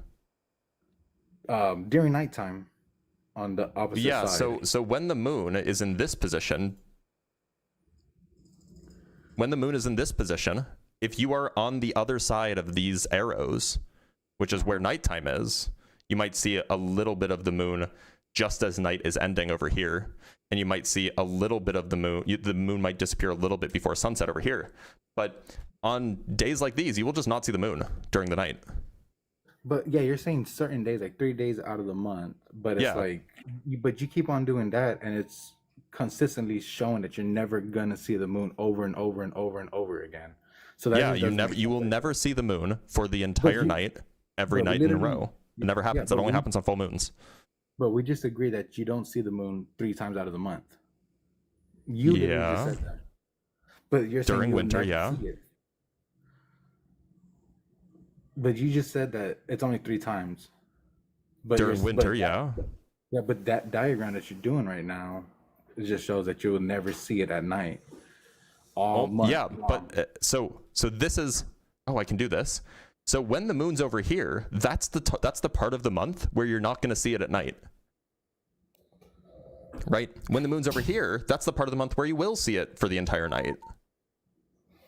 Like, When the like, moon's over here, you'll see it for half the night and half the day, and when the moon's over here, you'll see it for half the night and half the day. That's crazy. Because I try to take out, you know, what we're learned and taught in school and stuff, and you know, I go outside, I see the moon in the sky during the day, and at nighttime I see it as well. Okay, during the night. so next time, how about this? Next time that you see the moon out during the day, I want you to wait 12 hours and see if you still see the moon. Yeah, I get it. I get that the moon moves. I'm not saying it's stationary in the sky. I'm not saying that at all. But I'm just saying, like, no matter the time of the day, I could go out and see the moon. I mean, I don't look at. I mean, I look at it during the night, but any time of the night that I go out, I see the moon. Sometimes, you know, I'll go outside and I'll look. I don't think that's true. I think what's happening is that when you go out at night, if you can see the moon, then you will see the moon because it's bright and you can see it in the sky. But if there's no moon in the sky, you just don't notice that you're not seeing the moon. No, I noticed because like I'm literally like fascinated. Like If you noticed, then you would know that there are days where you don't see the moon at night. Yeah, those are just 3 days. out of the month. We agreed on that. That's for the whole night. Sure. What time are you usually going out and looking at the sky? It depends, it could be, I mean, right now, since it gets dark early, for me, it gets dark about like 5-6 o'clock. So, I can't really tell you like a certain time because I'm not outside Because every day. so at a given time, there's only 14 days of the month, or 15 days of the month or so, will the moon be visible at any given time of the day. So if you checked every day for the next month, if you checked every day at 7 p.m. whether the moon was visible, you'd find that it's visible for half the days and it's not visible for the other half of the days at 7 p.m. At 7 p.m. Yep. All right, I'll test that. Yeah, because like I said, it's not like a certain time that I do it, but I just noticed that like anytime I go outside, like not on cloudy days, like obviously if you go outside and it's cloudy, you can't, test that you can't test it. But like on clear days, like during summertime, because winter, it's like super cloudy. But during summertime, like any given time that I go out, I see the moon, and I do the test and everything. I don't think that you actually have, but go ahead and do it. I'd love to be proven wrong. But Texas Man, I'm going to let you go because we're way off topic, and I'm glad to teach you about moons, but that's not the topic of debate. So thank you so much for being here, Texas Man. No, it is a topic of debate because it's proven that the world's not a globe. I mean, even the UN. Okay, so how about this? You go out and make your moon observations, and then come back and tell me if you're still a flat earther. How about that? Oh, okay. How would I do that? Because I would literally go out every day, take pictures, jot down the time. Go make your observations, and then you'll come back and you'll say, "Oh yeah, you're right. The moon wasn't visible at 7 p.m. for half the days." Okay, but okay. The only thing is, like, I'm not talking about nights. I'm really talking about during the day. If the moon, okay, you could go out at 2 p.m. You could go out at 2 p.m. and you'll find that the moon will be.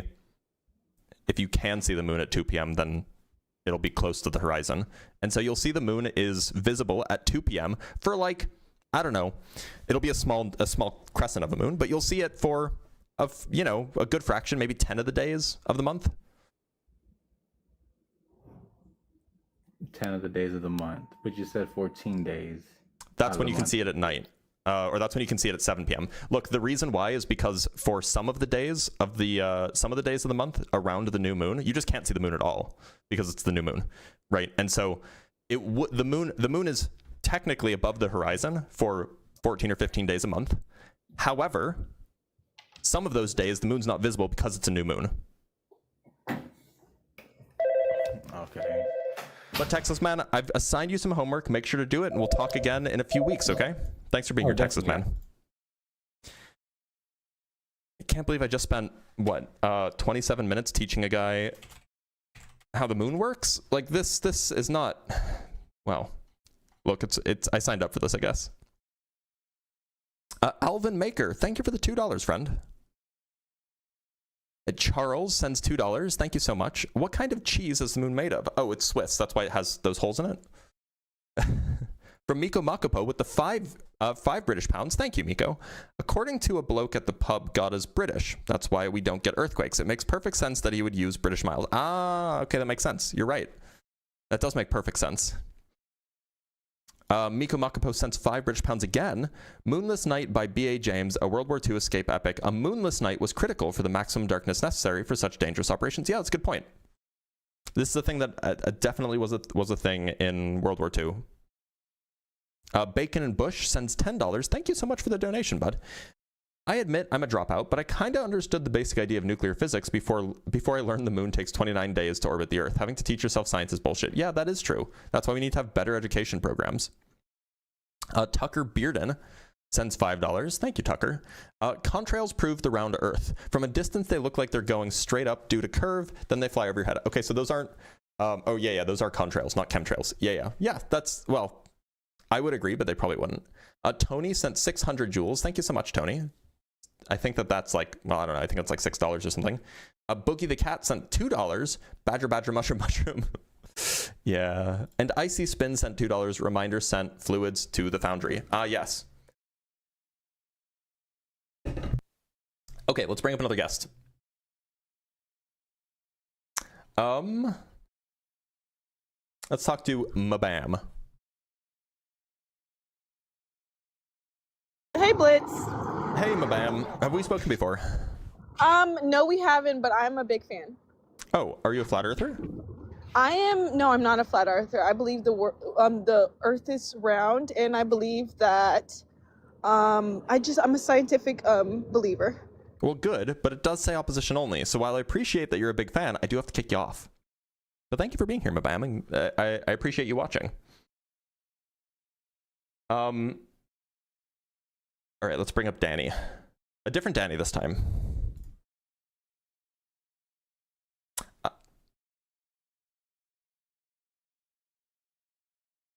Oh, nope, they left. How about Cynthia Calva?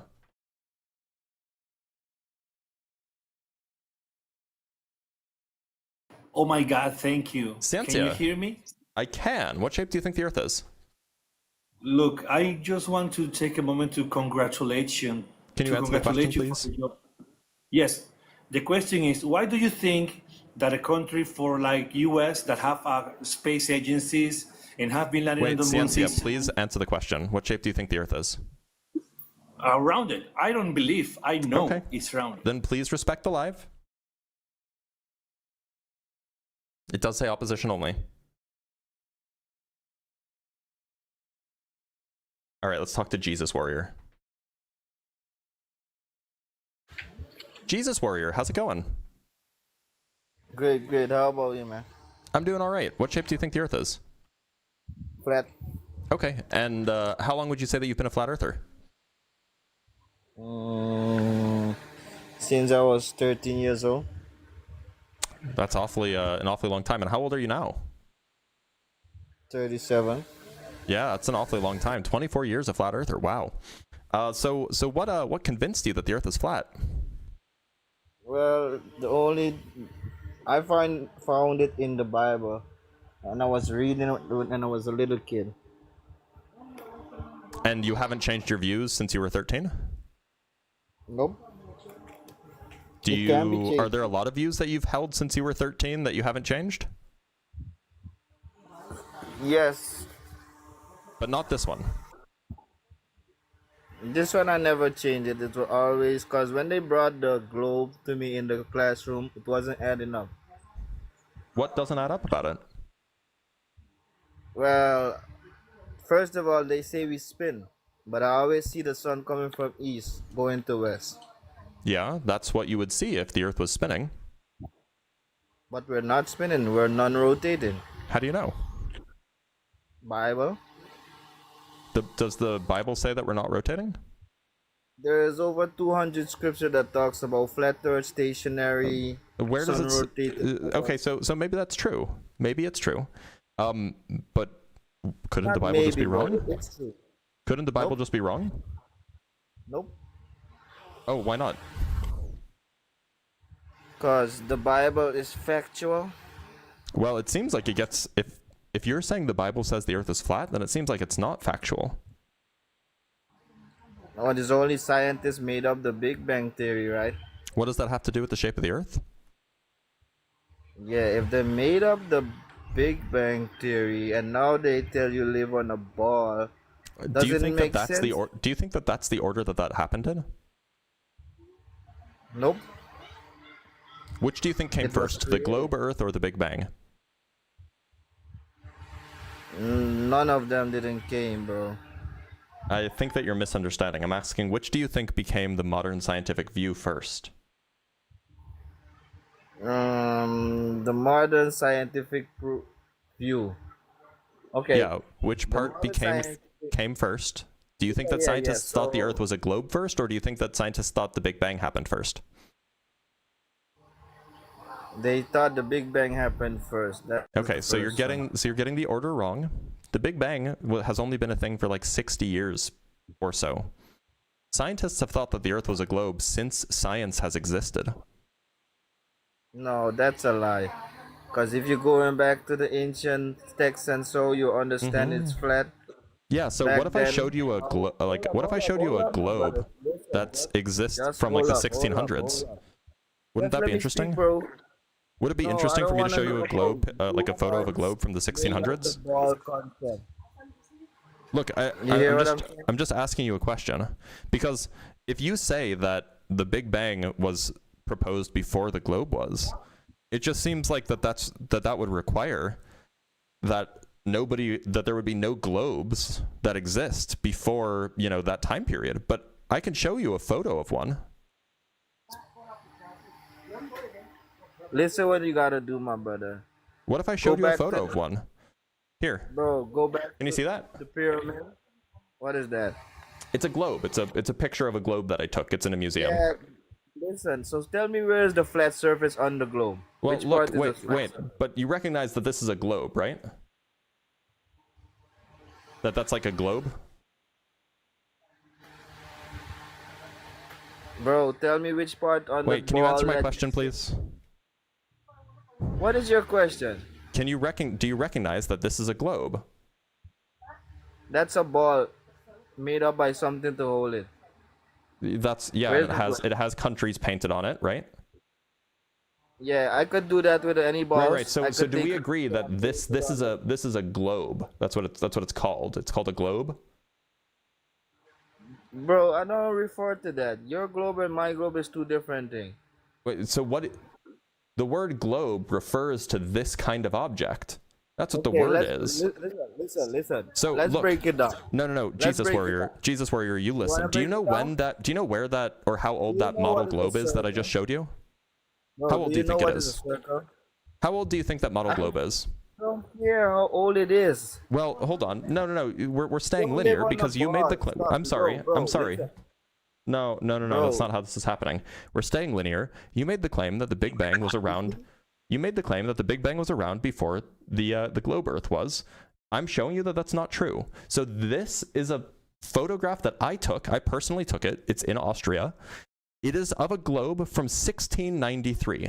Now, 1693 is long before the 1960s. The 1960s is when the Big Bang became popular. It's when it became mainstream. It's when it became accepted by scientists. So it just is the case that people thought the Earth was a globe at least hundreds of years before people thought that the Big Bang happened. Okay, so answer this. How come the ancient Egypt... Hold up, my brother.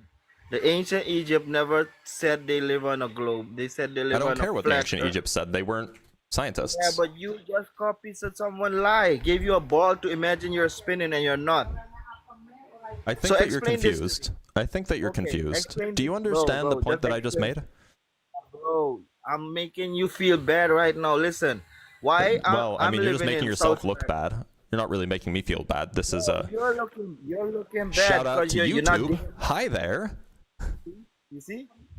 This is the thing. You keep interrupting. I was interrupting you because I was addressing the people who will be watching this on YouTube later. Yeah, they have to see how you're so illiterate with your nonsense. Listen, I live in South America, right? If I fly to Netherlands, it takes 12 hours. Why does I have to fly the 12-hour back? Sorry, from which way to which way? From South America to Netherlands, Europe. Yeah. In Europe. It takes because you're traveling over the same amount of land. You're traveling at the same speed relative to the surface in both directions. No, you're wrong. One side is supposed to be shorter than the other. Well, it is slightly shorter, but not that much. Why are they the same distance? Well, because the distance is the same. Make it make sense. Because the distance is the same. Bro. You're asking why it's the same. Wait, are you asking why it's the same distance from South America to the Netherlands that it is from the Netherlands to South America? Is that what you're asking? Because it's the same distance. Bro, listen, it's not non-same distance. You're not spinning, because if you're spinning, one side has to be shorter than the other.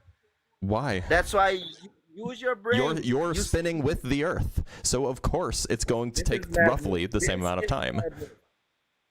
Bro, one side you have to can I ask you something?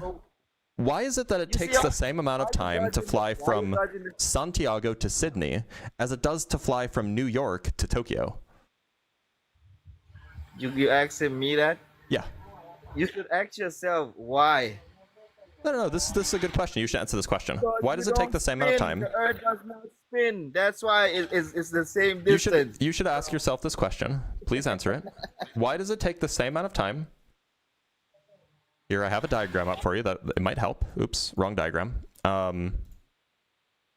Here we go. Why does it take the same amount of time? So do you know where Santiago is? You live in South America, so you must, right? Yeah. Okay, so Santiago is like somewhere around... Come on. I don't know why it's not showing the cursor. Show the cursor. Okay, there we go. Santiago is... I don't know why it's not showing the cursor. Oh, that's so annoying. Okay, so Santiago is in South America. Right? What? Capture cursor. It's just not showing my cursor for some... Oh, there we go. There we go. Okay, so Santiago is like over here, right? Yeah. Okay. And Sydney is like over here, right? Yeah. Okay. Now, New York is over here.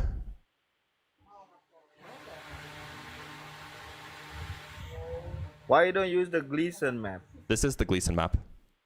Nope. Yeah, it is. No. If I type in Gleason map, this is Look, the exactly red, the what you'll one- get. Yeah, It's the exact that same one, thing. It's that just one higher is- resolution. Oh, no.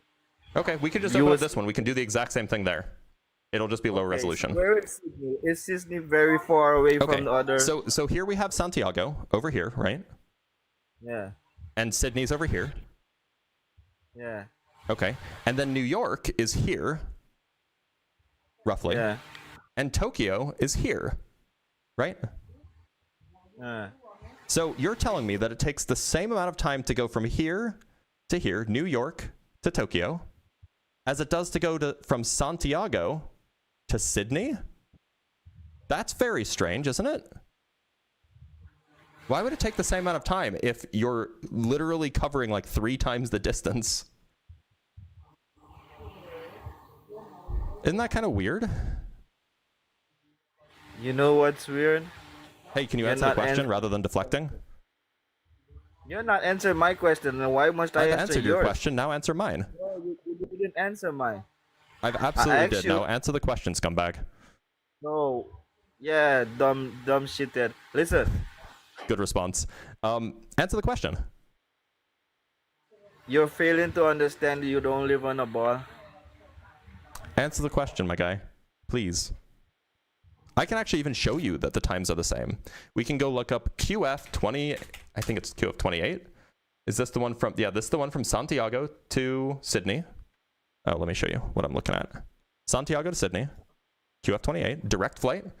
Takes about 13 hours or so. Direct flight from Santiago, Chile to Sydney, Australia. Now, if we go to American Airlines Flight 167, this is from JFK, that's New York, to Tokyo International Airport. That takes 13 hours and 15 minutes. So, yeah, they differ by about 5 minutes. In fact, it takes longer to go from New York to Tokyo by 5 minutes than it does to go from Santiago to Sydney. Now, why might that be? Why is it that they take basically the exact same amount of time when clearly one is 3 times further away than the other is?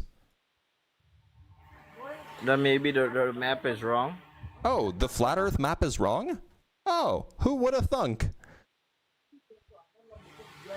And now, Yeah, let's go look at a projection of the globe map and see if we can make sense of these flights.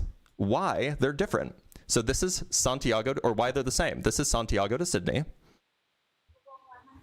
And this is and this is JFK to Tokyo. Now, can you understand why they might be basically the exact same amount of time?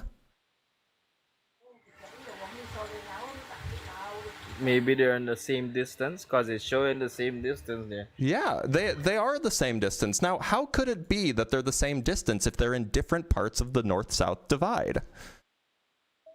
Could it be that if we have a globe Earth, sorry, I have to hide my browser for a second. If we have a, because it'll show my name.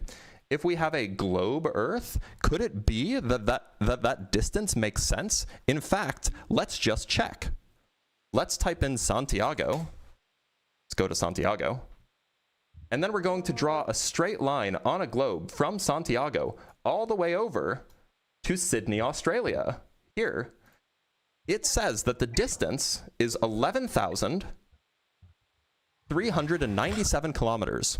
Now let's go do the same thing for JFK from New York, there's New York, to Tokyo. Oh, what's that? Oh, it's like 10,800 kilometers. So it's like difference in length of like 300 kilometers. Oh, that makes sense on a globe. Because the north and the southern hemispheres are the same on a globe. Not the same on a flat earth. Do you make sense of that? Your ball, you're imagining you're living on a ball, but you have a flat surface. Do you have an answer to anything that I just said? Yeah, I have an answer. Okay, what's the answer? Why is it the same distance from Santiago to Sydney as it is from New York to Tokyo? You asking me, the machine already show you the difference, right? Yeah, on a globe. On a globe, the answer is because, or on a globe, that answer makes perfect sense. On a flat Earth, how does it make sense that those distances are the same?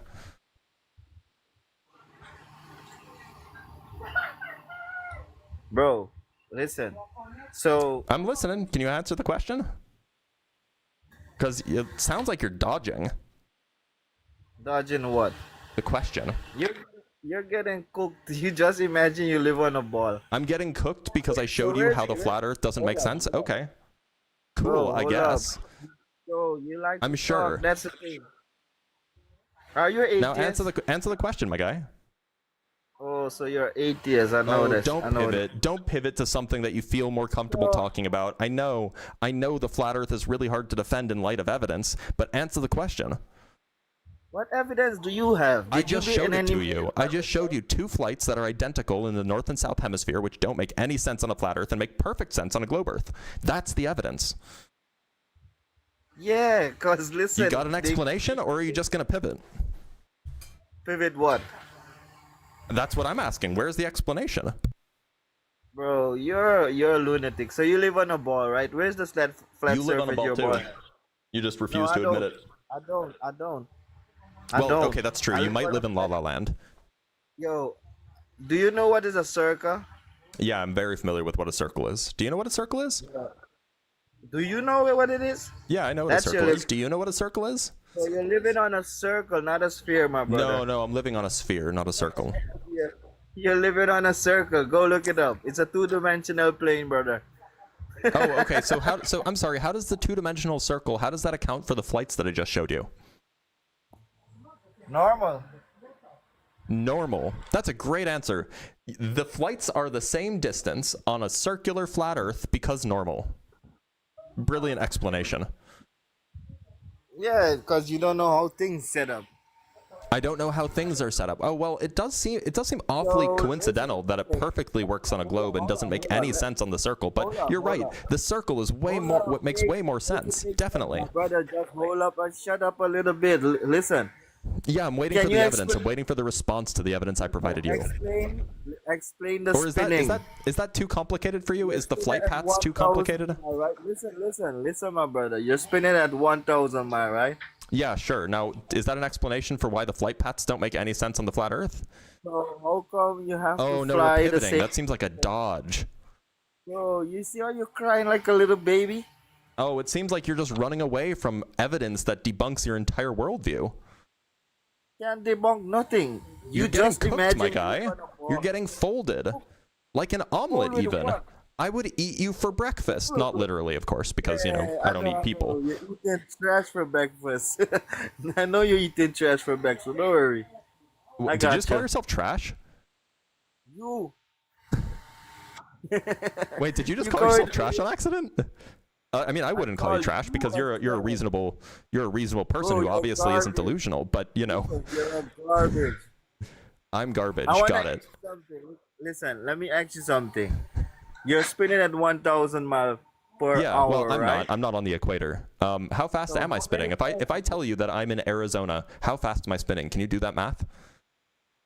I'll even give you a hint. The my latitude is the latitude of where I live is 33.44 degrees north. So how fast am I spinning? I don't know. You tell me. Oh, do you know the formula to calculate the rate of rotation given the latitude of where you are? I don't know. About, You don't know? listen, You don't know? Listen, I don't know. Listen. You have to Yeah, listen. we I don't grant know about rotation. Because even NASA said we are a non-rotating Earth. So how you come up Oh, with did a they? spin? Did they? Oh, tell me. What else did NASA say? Do we believe NASA now, or no? You believe that you're spinning, and NASA is saying. Oh, do they? Do they actually? Are you sure, or was that just in a, or was that just in a 1984 model that somebody at NASA wrote? You know, fortunately, I actually know exactly what you're talking about, and I know it better than you do. Do you want me to pull it up? Because we can pull it up. Nothing. Oh, I do. You're right. I know nothing. You're so right. Let me pull up the thing that I know better than you do. Hold up. Did you see We're the video with the We're pulling it up right now. Did you see the video of the chopper that's hovering above the ground and they were waiting for the spins? Do you think that a chopper hovering above the ground should have the Earth spin beneath it? Is that what you think? Yes. Yes. That's And it not was how the showing globe below. Earth works. You see, this is the thing I'm talking about. Use your brain. I am If a using my brain. Are helicopter you? hovering- So, bro, if a helicopter is hey, hovering above so the I pulled ground up that for 5 document that you minutes, said. So, brother, you see, you're running now. no. You're We're running. gonna look it up. We're gonna look at it right now. Actually, here. This is the thing that you're referring to, right? What This I'm thing? referring to. Is this what you're referring to? Yeah. The NASA reference publication? Okay. So, just a quick question. Do you believe read that it. we will, don't worry. Do you believe that everything in this do you believe that everything in this document is true? Yes. Okay.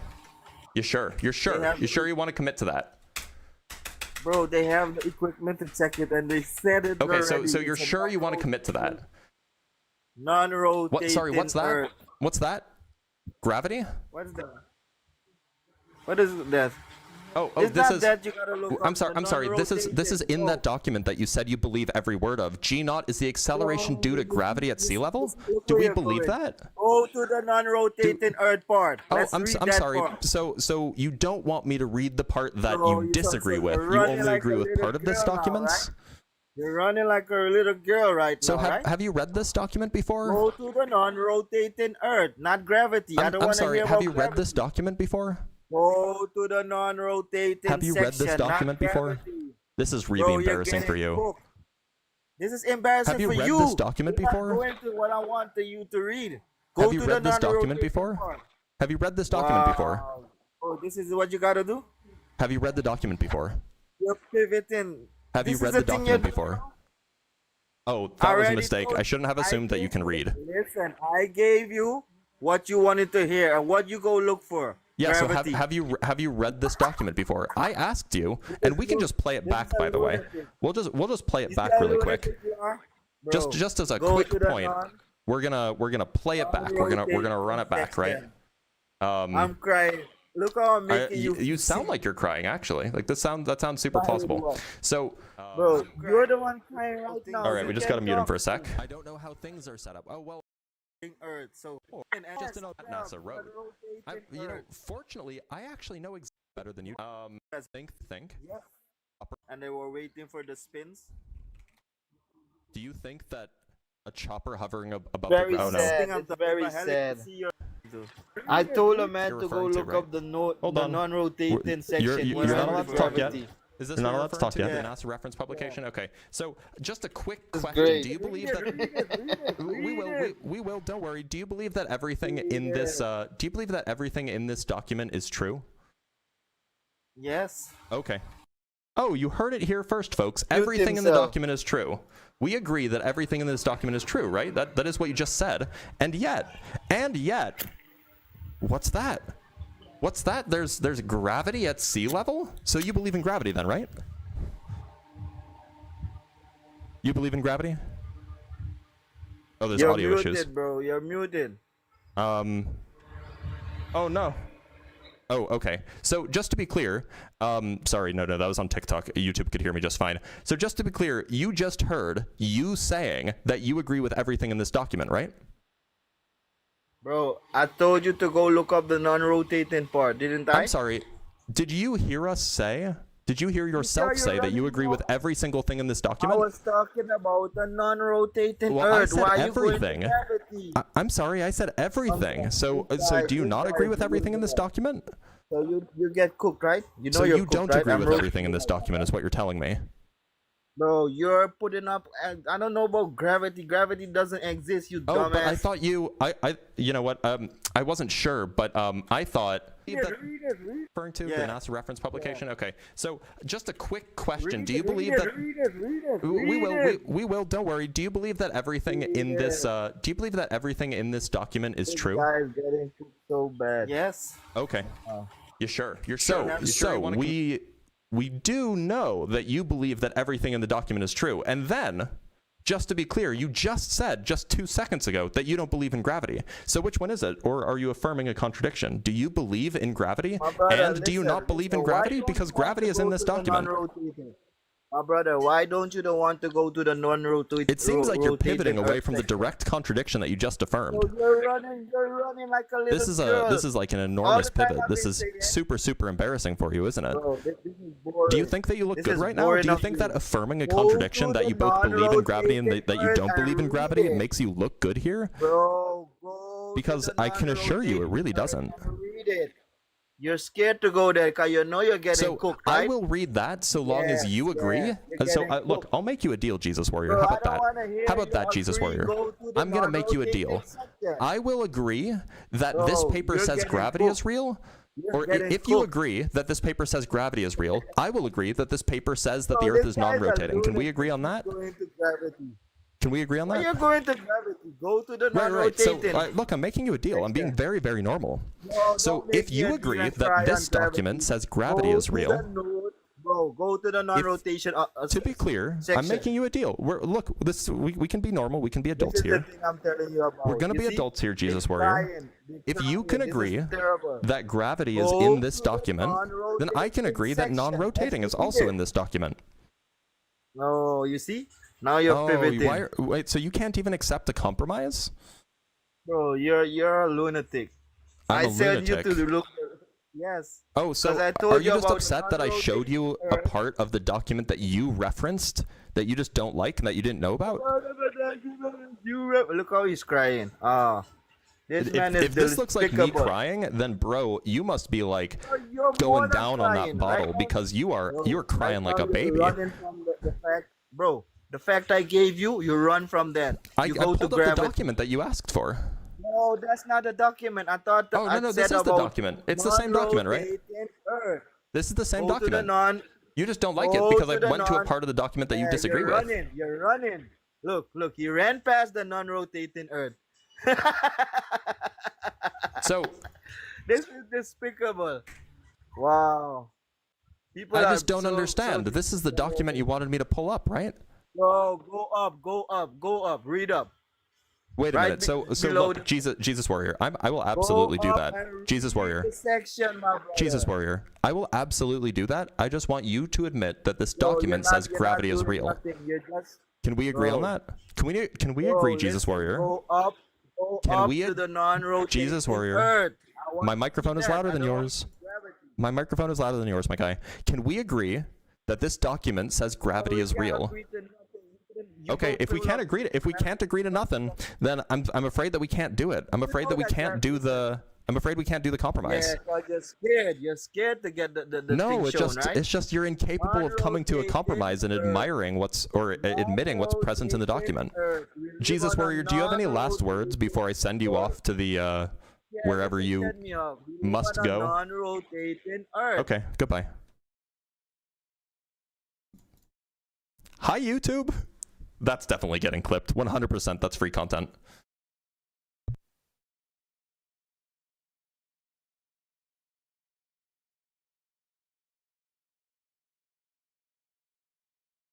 Like that's nuts. Like I can't believe that was. Anyway, let's bring up the next guest. Oh, by the way, let me give some context for what this document is, just because, you know, some people were asking questions. So this document is as it says, it's a derivation and definition of a linear aircraft model. So what they're trying to do is they're trying to come up with a mathematical way of describing how aircrafts basically move through the atmosphere. This was done by NASA, but this is a mathematical model that they're trying to construct. And so what he wanted me to read, what he really, really wanted me to read, was this very first sentence. That's all they've ever read in this paper. This report documents the derivation and definition of a linear aircraft model for a rigid aircraft of constant mass flying over a flat, non-rotating Earth. The derivation makes no assumptions of reference trajectory or vehicle symmetry. The linear system equations are derived and evaluated along a general trajectory and includes both, sorry, this is too small, and includes both aircraft dynamics and observation variables. So that's what he wanted me to read. Now, the reason I won't read that, or the reason I refuse to read that, is because he doesn't actually know what a linear aircraft model is, right? What he understands is that this is something that comes from NASA and that it says flat, non-rotating Earth. The reason why they do that is because it makes the math easier. In fact, you can go look at a more recent document. This is the Flight Navigator Handbook from 2011. And what you will find is that they talk about the curvature of the Earth all the time. In fact, they talk about it here. So there are documents that talk about the curvature of the Earth. And in fact, I think that there's a version of this from 2015, and I'll have to... there's a version of this from 2015 that, you know, with the advent of more advanced computers, we have more sophisticated aircraft models. And so we actually have better versions that do account for the curvature of the Earth. It's just the one from 1988 is the one that he relies on because they had to make simplifying assumptions. So anyway, that's what he was referring to. Let's bring on the next guest. Oh my God, it's Freddy himself. Freddy, how's your weird Dunning-Kruger face doing? Oh, you already start off with the insults. You already know you can't beat my science. Good. Oh, well, I'm insulting you because I know that you're a silly human being that's not worth taking seriously. Oh, okay. So, just like you call yourself a doctor. Well, I mean, it's not just me. Yeah. It's academia that calls me a doctor because, you know, I have a doctorate. Anyway, so Freddie, what's the evidence of the curvature of the Earth here?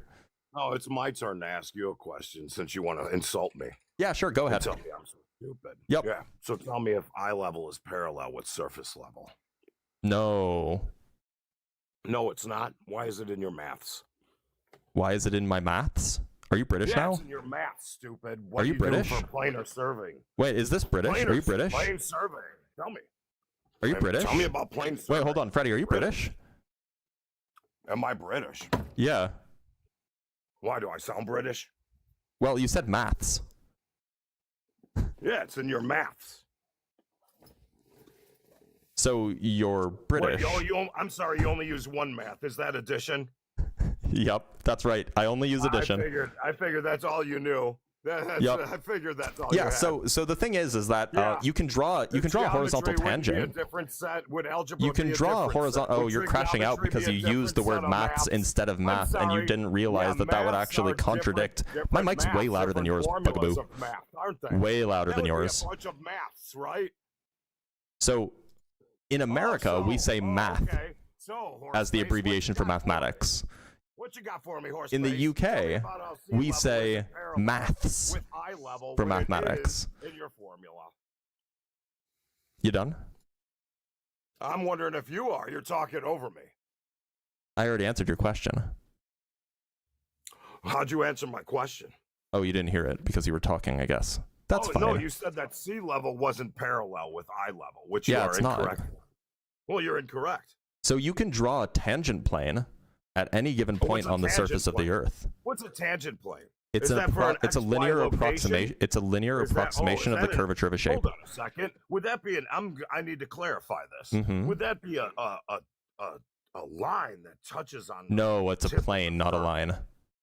Oh, okay. So it's a plane. So we're now talking of a flat surface then. Good. Yeah, that's what a tangent plane is. A linear approximation on a curved surface at a point. That would be a flat surface, sir. Yeah, a tangent plane is not the same as sea level. Well, it's used for the surface level, and sea level is 0, which that plane resides. No, the plane does not reside at sea level. The plane intersects with sea level at only one place. We don't measure height from sea level. What do we use sea level for? You do measure height from sea level. It's just sea level's not a plane. Sea level is curved. What the fuck is wrong with you?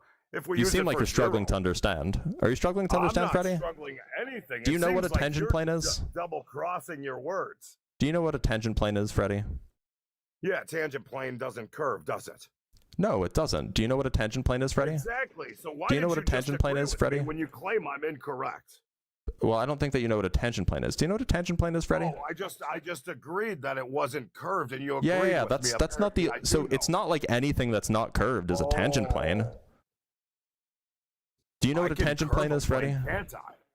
Can I? Do you know curve what a plane? tangent plane is, Can I Freddie? curve a plane? Freddie. Is it Freddie. still the same dimension? Freddie, do you know what a tangent plane is? Yeah. Okay, can you define it for me?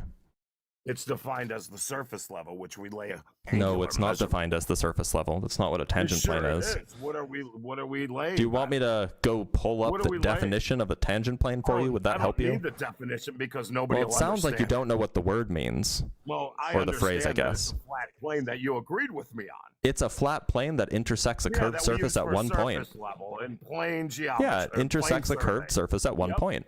Yeah, that would be perpendicular then. No, it's tangential. Oh, it That's why it's called a intersects. tangent It plane. intersects with the vertical. No, it doesn't intersect with the vertical. Yes, It intersects with the Verticals curved and surface at horizontals one all point. go Let me together, show you. don't they? Let me show That's you. called a 90 degree. Do you I understand? think that what you a need help zenith here. is? So don't worry. I What's a got you. zenith I got you, are? Freddie. I'm doing you a favor. Oh, you got me. I got so tell you. me I about got a you. zenith measurement. Why don't So, you give me an here. azimuth as you're Here, with let's draw you a tangent plane, okay? I got you. A tangent plane. Okay. Draw me a tangent plane. Oh, I'm just going to show you a diagram. I'm not actually going to draw it. Oh, So you 'cause have to forgive me. Because you're a dope. You can't show your So own this is an example of the You make tangent false- plane. So you see make that false claims. that pink thing? That would be a tangent point intersecting a hemisphere at a single point. Really? Yeah. Really? So why Yeah. do we use that? Why do we use that in plane surveying as the observer's location to the horizontal horizon? I don't think that you do. Oh no, then you don't. I don't know think the that you first use a thing about tangent your plane. math. You use Yeah, you don't know anything the about your optical math. you use the optical Oh, really? horizontal, So tell right? me how a sextant works. A sextant measures angles from the horizon Oh, to yeah? So that we use the to celestial horizontal bodies. horizon from the viewer's You use the eye. angles above the horizon, absolutely. Oh yeah, and then we use surface level to measure down to. I'm with sorry. tip What angle do for you our mean we use depression, don't surface level? Yes, we do. What do you think the Do we? horizon line is? What is sea Do level? we prove it? Yeah, sea level is 0, sir. Prove That's how it. we lay an Prove that we angle. use surface level Oh, for a because sextant. We have a protractor that uses a 0 baseline. Yeah, and where is that We zero get baseline? accurate Prove that it's measurements, surface the level. angle. I love how you just want to talk over me because I'm so correct. Oh drink no, up, I want to talk horse over you because I it's can good lead a content. horse to water. Is that you putting on your running shoes? Because I can hear it. No, not I can at hear all. you. I can lead hear a you horse to strapping up that water. I Velcro. can see you drinking. You're getting nervous. You're Oh no, I've just been rapid fire look at your horse cooking face. flat earthers for like the written last all over hour, your so of face. course it's going to take some It's like a beating toll in my dead throat. horse in here. Sorry, what did you just say? It's like beating a dead horse in here. That sounds interesting coming from a guy who claims to be Freddie Mercury or Freddie Krueger. Yeah, you don't even. That's your fan, Freddie Mercury. What do you do when you listen to him? Wait, are you telling me that Freddie Mercury watches my stuff? That'd be amazing. Oh, with your Freddie Mercury's with your brilliant. slip of the tongue. Unfortunately, With he's your kind of slip dead, the but tongue of Freddie Mercury, not even knowing If who only. the fuck I am. If that just only. makes it even better. It just shows your incompatibilities with anything dealing with reality. I think that your rhetoric is kind of failing here. Freddie, I think that we're going to be really? done You here, don't but I like appreciate the you don't like 7-minute the way clip I that you talk. gave me. Have a good So one. Euclidean-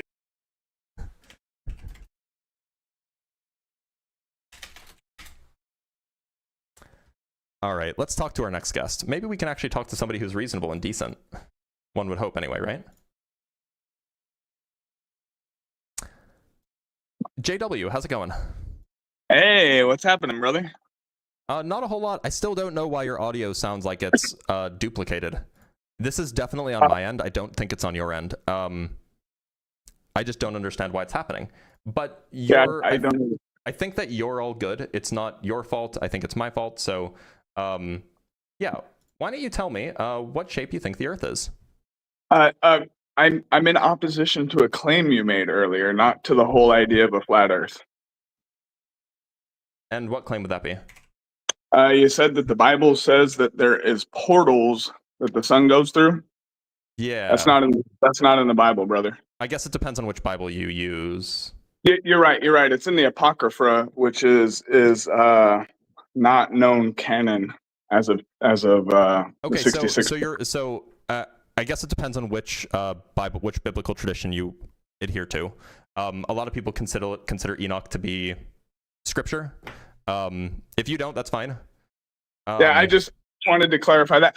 I have training in like spherical trigonometry, so I understand the Earth is clearly a sphere.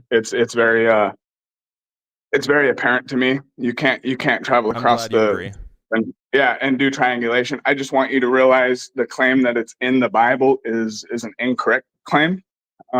Well, okay. I mean, so you're there's right. a So depending on who you ask, so I've spoken with a lot of flat earthers who take Enoch literally. And so, you know, when talking to flat earthers, this is a shorthand that is useful. But you're right. A lot of people don't take Enoch seriously for the vast reasons. majority of vast majority of Christianity. I would say like 99% do not take the might be true.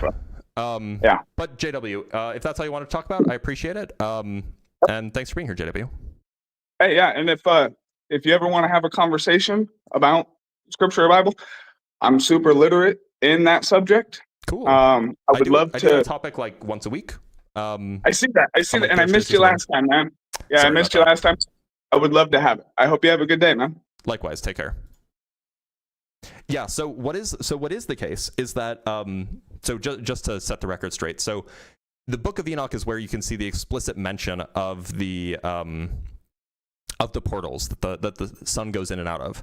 However, and so it may very well be the case that if your Bible does not include the Book of Enoch, then you would not find that in the Bible. But that doesn't invalidate, and in fact, if you go look up what like scholars of the ancient Near East will say, they will say that the Book of Enoch was an accurate representation of the way that the ancient Hebrews perceived the world to be.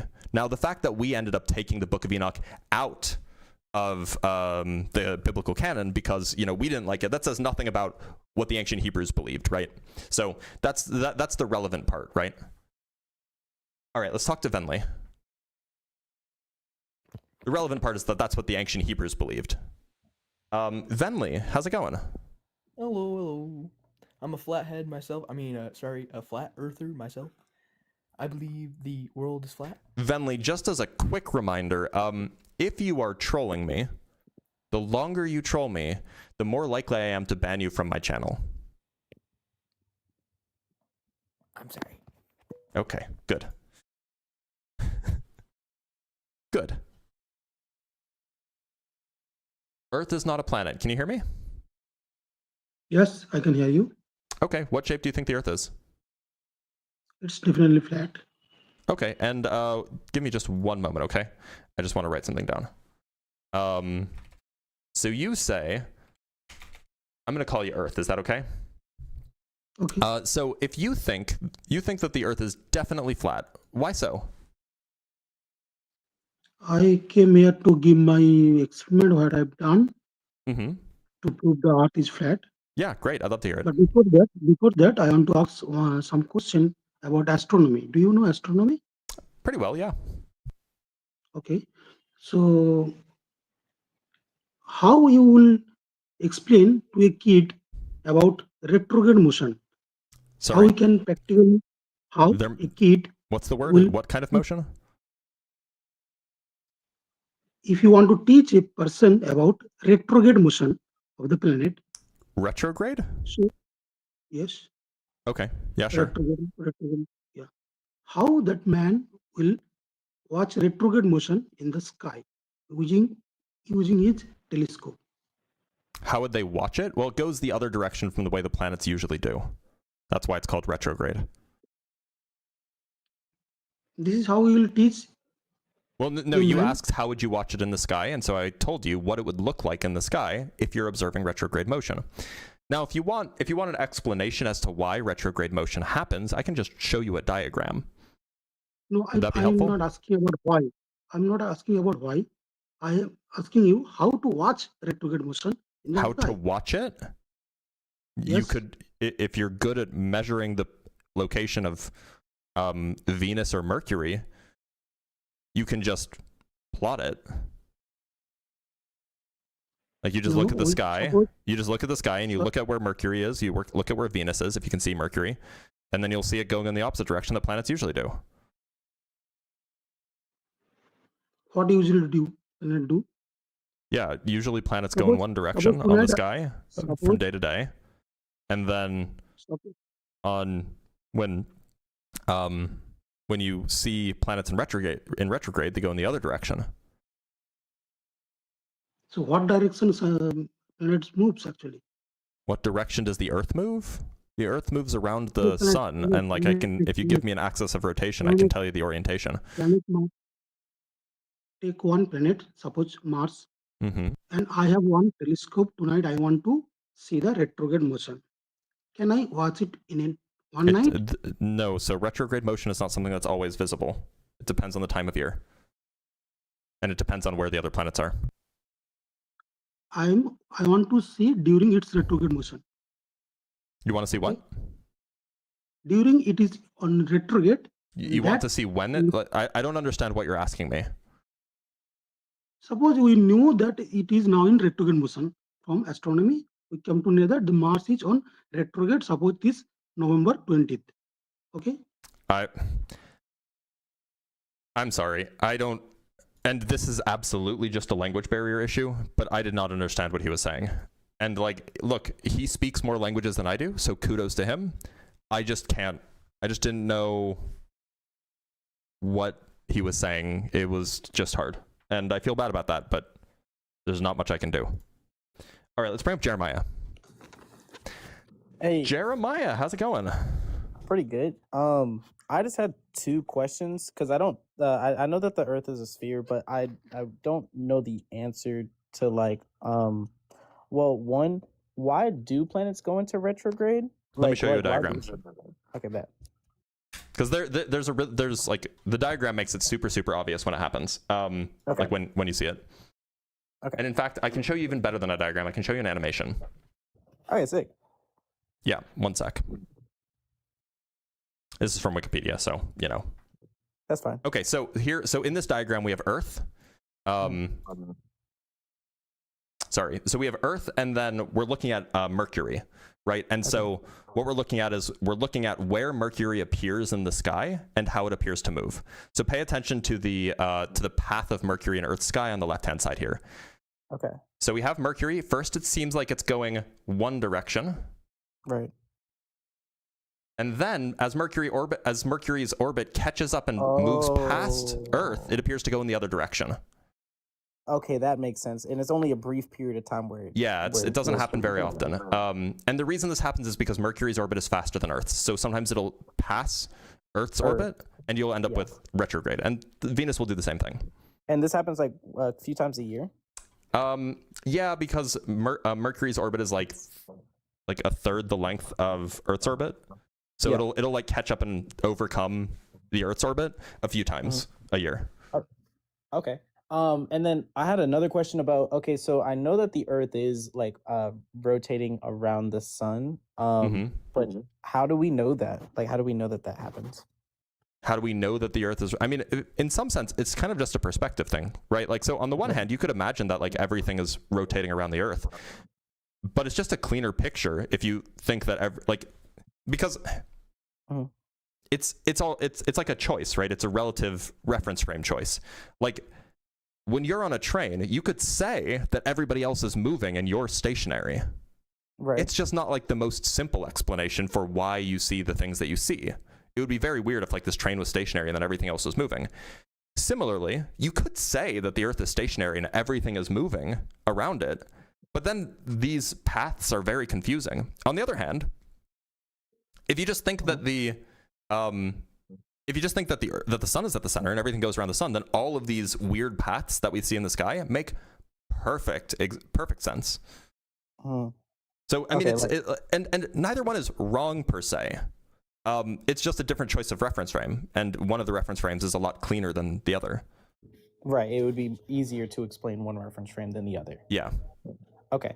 And then also there was this once I see a lot of flat earthers talk about it, and I don't necessarily know what to say about it, but there was a period of time where you could see Milwaukee from like across like one of the Great Lakes on one across day. Lake Michigan.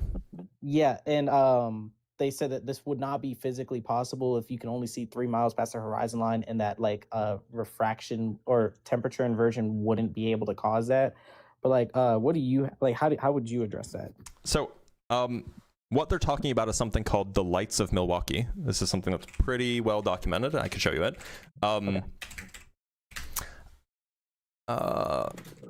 One sec. Here we go. Here's a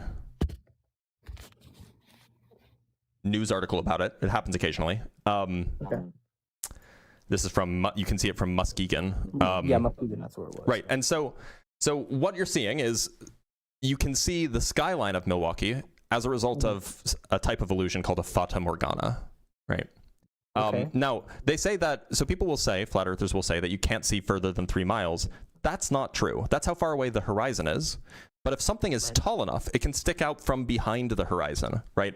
Imagine that you have like something that's very, very, imagine that you have a tall building behind a hill. You can still see the top of the building Like the tip of the because it's tall building. taller than the hill. It's similarly, you can think of the horizon as being like a hill, that if something is tall enough, then it can stick out from behind the horizon, you can still see it. But yeah, so this is an illusion, or it's a mirage, if you will. It's called a fata morgana. And that's the reason why you can only see it happen occasionally, because you need the atmospheric conditions to be just right. Okay. What causes the illusion? Oh, I mean, it's a mirage, right? So you have something called a temperature inversion in the atmosphere, which causes light to bend down in a way. Sorry, that causes light to. I need to make sure that I get this right. It causes light to bend in the other direction that it usually does. Usually, it bends down. With a temperature inversion, it can bend up, and so that can make it appear that you can see things. Now, that's not a fata morgana. That's a different kind of mirage. A fata morgana is when you have a strong temperature gradient, which causes light to bend down more strongly, and so it seems like things are taller. Think of like if something's bending down, then it looks like it's higher, because if it's bent down, then it's higher. So you can see further because the light is being bent essentially around the Earth, because it's being bent down through the atmosphere. Oh, okay. So it's like, so that's why you're able to see it, because literally the light that's bouncing off the building is being it's curving around the horizon line, right? And that's why it's so rare, right? Yeah. Like this is a very uncommon thing. All right. Okay, that makes sense, because that's the only thing that I hear them like ever mention when it comes to like why the Earth is flat for the most part. Yeah. All right. Thank you. I appreciate it. Of course, Jeremiah. Have a good one. Take care. Yeah. So fata morgana is just when things appear to kind of like float, and that's what you're seeing there. It's when things appear higher. There's another one where things appear inverted, and I don't remember what that one's called. But the names aren't really relevant. Anyway, let's read some super chats because we have a few and I've missed them. So we have 600 joules from Tony J sending a latte. Thank you, Tony. We have $2 from the Drunk Debunk Show. Chirp. I don't know what chirp means, but I appreciate it. Thank you for the $2. Nathan sends $5. Thank you so much, man. I have a friend that believes the flat Earth because the Catholic Church says it's round. It's a bad reason to believe things, right? You shouldn't believe things just because other people say it's wrong. We have Josh Jackson sending $2. Thank you, man. They said they did they lol. Well, it sounds like you're either you're a hate watcher, because, well, maybe you're a hate watcher, maybe not. But either way, I appreciate the $2. Something sent 20 MAD. Now, I don't know what 20 MAD is. 20. Oh, it's Moroccan dirham. It's about $2. Thank you, something. I appreciate that. Now, Jim sent 5 British pounds. Thank you for the British pounds, Jim. Did you know, or quote, did you know, insert anything here, isn't going to be a worthwhile question to ask this flat earther? Yeah, people need to know things in order to answer that in a useful way, right? Germs Rossalino, thank you for the $6.66. That talking point drives me nuts. NASA eliminating unneeded variables for a simple model. See, flat earth, yeah. The thing is if they recognize that there's gravity in that same document, then the whole argument falls apart. That's the issue, right? Bubby, that's really funny given current news, by the way. But thank you for the $5. What rock do these people crawl out from? Lol, I don't know how you do it, but keep it up. Look, it's a public service, okay? They find me. Melvin sent $5. Thank you for your content. Well, thank you for your $5, Melvin. Miko sent 5 British pounds. Thanks, Miko. You might catch the sun popping in through a door in Psalm 19 from its room or chamber too, but I'd check with Justin first. That's a good point, actually. Let's look at Psalm 19, because I just don't know.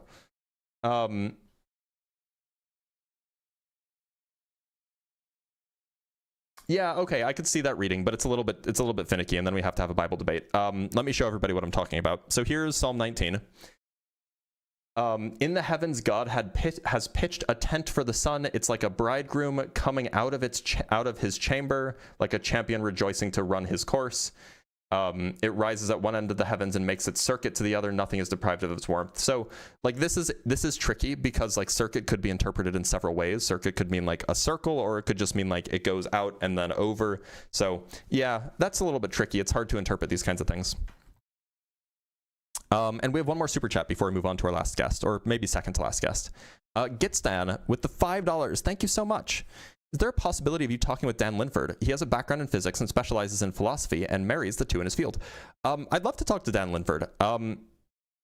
People generally don't respond to random people reaching out. I've reached out to a few people. I've reached out to, like, Joe Schmid, for example, and he never got back to me. I've reached out to a few people that I would like to have a conversation with, but if Dan Linford ever reached out to me, I would love to have a conversation with him. And Nathan sent $2. Thank you so much, Nathan. All right, let us move on to our next guest. I don't think that we have any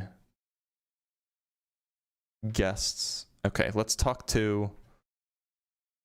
Oh, somebody in the... John Q. Public. If you come up right now, I will bring you up, John Q. Public.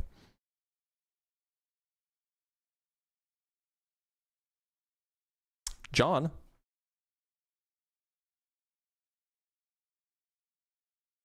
Send you an invite. See if he accepts the invite. Otherwise, he's just scared. John Q. Public. How's it going, my guy? What's up, big dog?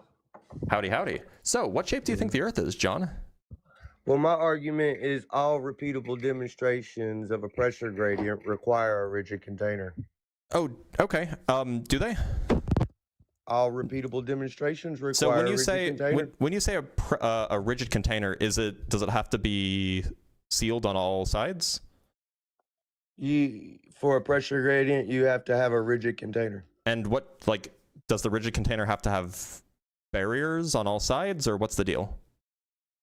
In order to show a repeatable Can you just answer my question? Does it have to have barriers on all sides? You have to have a rigid container. So does it have to be contained on all sides? That leads you to conclude that, would it not? That's why I'm asking for clarification. So you're saying that you have to have a completely sealed thing in order to have a pressure gradient? Can you show me a repeatable demonstration that doesn't require one? Yeah, I can. Okay, that'd be great. Yeah, are you familiar with sulfur hexafluoride? Are you saying that the density of a gas being contained? Well, to be clear, it's not contained on all sides. So you're using an observation that a pressure gradient can form without a rigid container as proof that a pressure gradient can form without a rigid container? No, so here's an example of a pressure gradient that exists. Right. Oh, this one, I think this one's, is this one actually, no, this one's not even sealed from the top. Look. So here. Exactly. So it's not sealed from the top, and there's a pressure gradient present. Exactly. So there's a pressure gradient without a sealed container. Therefore, you can have pressure without sealed containers. That's an observation that you're making, that you can have a pressure gradient without a sealed container. However, you cannot repeat the demonstration.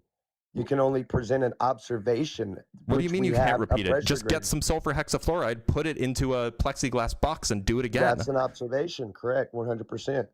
Yeah. You're making so an what? observation. You just that we have said that you can't repeat it. Atmosphere. No, You're no, making this an isn't our observation. atmosphere. It's sulfur hexafluoride. Is it in an open room? I guess you could. I don't know if their room is open. Absolutely. So therefore, all repeatable demonstrations of a pressure gradient require a rigid container. Wait a minute. So now you're begging the presenting question. An observation. John, you're begging the as question. proof that one Now is you're not assuming. required. Now you're assuming that the atmosphere is a closed container. Can you show me a repeatable demonstration of one that doesn't require a rigid container?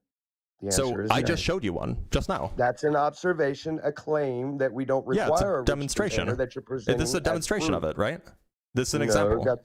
That's an observation. What's that the you're difference between presenting. what's the difference between a demonstration and an example? You made an observation and you've made a claim that What is the possibility relationship of a pressure between the gradient. demonstration and an example? What's the difference? You gave an observation. You said here's something that's not contained on all four sides or on all six sides. reside in an open pressurized system that doesn't require a rigid container. You presented an observation as proof of such. I presented an observation of something not being in a closed container and having a pressure gradient. However, every repeatable demonstration I just showed you one. This is repeatable and demonstrable. Requires this is repeatable and demonstratable. This is a repeatable and demonstratable observation. You're using the claim as evidence. You're presenting no, the claim this is not a claim. as This is just a thing that you can do. You can just You check claim this we yourself. You claim we reside in a pressurized gradient that doesn't require a rigid container. No, I'm talking And then you're about this. I'm talking presenting about this claim, box here. The box here is not a pressurized. which is in It's an not a open solid room, container with which is boundaries on all in an sides. open room, which there's a definite pressure gradient observed. Okay, we're gonna have and to you're go over your presenting argument here explicitly observation as because you seem like you're evidence struggling. that a rigid container is not required. Okay, That's exactly so what you're doing. let's break down your argument, okay? Okay. You're observing a pressure gradient. There's a pressure gradient. We agree. So I've presented You're this presenting thing. that pressure gradient as proof Sorry, we're not done that yet. a rigid container is not My required. guy, chill, okay? We'll get there. I don't know why the browser is so narrow. What is happening? Sorry, I'm gonna close out of this and then reopen another notepad.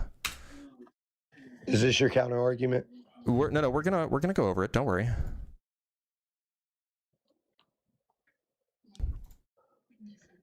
What is happening? Okay, sorry. My is this thing. your counter argument? John, give me one. John, give me a sec. I still John, give me a stand sec, on what I okay? said. All repeatable demonstrations this of a pressure glitching? gradient require a rigid container. Okay, I You understand that cannot that's what you're provide saying. one I single understand that that's what you're repeatable saying. demonstration Okay, of a we'll just have pressure to gradient work that it does out not without require a rigid notepad. container. We'll All just you have to can work do it out is without a present notepad. John, the claim okay, so of an observation. your claim, so you've made a claim that this is the case, right? That no No, repeatable demonstratable. That is observer. I'm all sorry. Math and all of industry. Wait a minute. all How of did you observe math, that? all I'm of sorry. How did you observe it? require How did you observe? Actually, John, how all did you observe? repeatable John, I'm demonstrations. asking you a question. Can you shut up for a sec so I can ask you a question? Okay. So how did you demonstrate that the thing I just showed you was in a pressurized container? You're making the positive claim that a pressure gradient can form without a container. When in No, all I'm sorry. You were the one who reality came in and made the repeatable claim that you demonstration- cannot have a Let me pressurized container. Let me answer your question without interruption. You're Okay. making the positive claim that a pressure gradient can form without a rigid container. However, in all That was your repeatable claim. You just made the demonstrations, opposite claim. I didn't make any positive claim. A rigid container is required. That's observed reality. You're I denying didn't make reality. any positive claim. You made a claim, and I'm showing you that the claim has counterexamples. You're presenting an observation as a fact. As a counterexample. Yeah, it's a The counterexample. observed pressure gradient Uh-huh. is proof that a pressure gradient can form without a John, container. you made a claim that all pressure gradients must exist in a container. What's the evidence of Right. that? What's the So proof? what you've done is you presented a pressure gradient. You made an observation. What's so the you wait, got a John? pressure John, gradient. answer the question. Congratulations. Answer the question, You're John. presenting an Answer the observation question, of a John. pressure gradient. I'm John, saying answer the question. that What's all the pressure proof? gradients- What's the you proof, John? presented a You made a pressure claim. gradient. Don't talk about me. Is I'm this asking you your what the proof is. counter-argument? What's Is the this proof, your John? counter-argument? I'm asking for the evidence, John, for the proof. You presented a pressure gradient, and I John, stated that all what is the repeatable proof? demonstrations of a pressure gradient require a rigid container. Okay, Therefore, demonstrate that. You made a claim. You made a claim. presented an observation. Present the argument. Present the argument, John. It's called to observe reality. Oh, so you just don't have an argument? You're just like, oh, well, it looks that way. I just said it. All repeatable demonstrations of a pressure gradient require a rigid container. Yeah, you're right. That's the claim. That's Prove right. it. I'm right. Prove it. You're right. No, that is observed reality. All repeatable demonstrations hold on, of a prove that. pressure gradient. This is a claim. You're just require repeating a the claim rigid again. container. Are you like short circuiting? Is your brain broken? Because you're just saying the thing over and over again. You're not actually presenting the evidence of the argument. Therefore, an observation of a pressure gradient is indicative of a rigid container. So, wait a minute, I get it. So if you observe a pressure gradient without a rigid container, that must mean that there is a pressure container somewhere, because I'm assuming that my argument is true in order to prove my argument is true. If only we had just assumed that the premise was true. You're making the claim that it is without a rigid container. No, I'm sorry. You made the claim that it requires... John, you made the claim that all pressure gradients require a container. Prove it. That's observed reality. Oh, okay. So if I just say it's observed reality that it doesn't, then what do we do? Because I don't have to prove observed reality. All industry, math, and science require does it? Does all industry, math, and science? Is that true? What about Pascal's law? All industry, math, and science. What about Pascal's law? Require containment. There's another big claim. Can you prove any of these claims? Because I provided a counterexample, by the way. Established facts. Is this your counter argument? I'm sorry. Who established these facts? Because I spent a long time. I spent a long time in school learning physics. I spent a long time learning physics, and it just sounds like that this is not an established fact. How embarrassing, Blitz! This is your counter argument. Can you find me I don't know, a single textbook that says this? If it's an established fact, that should be no problem. Can you show me one repeatable demonstration of a pressure gradient that doesn't require containment? I already did, but the point is you're going to say it does. You're going to say, I'm sorry, I was in the middle of a sentence. You're going to say that it actually has a container because you're assuming that your conclusion is true. Based off of reality. Based off of every other instance in the world of a pressure gradient. Except this one, which is apparently a counterexample. Every other observation in the world of a pressure gradient, a rigid container is required. Except in this counterexample. To conclude that an observation of a pressure gradient is indicative of a container. Wait a minute. Are you just doing inductive reasoning now? Can you show me the one demonstration of a pressure gradient that doesn't require a rigid container? I absolutely already did. We've already been over this. That is the claim. You made an observation of a pressure gradient. Congratulations. Yeah, observation of a pressure gradient, and it doesn't have a lid on it.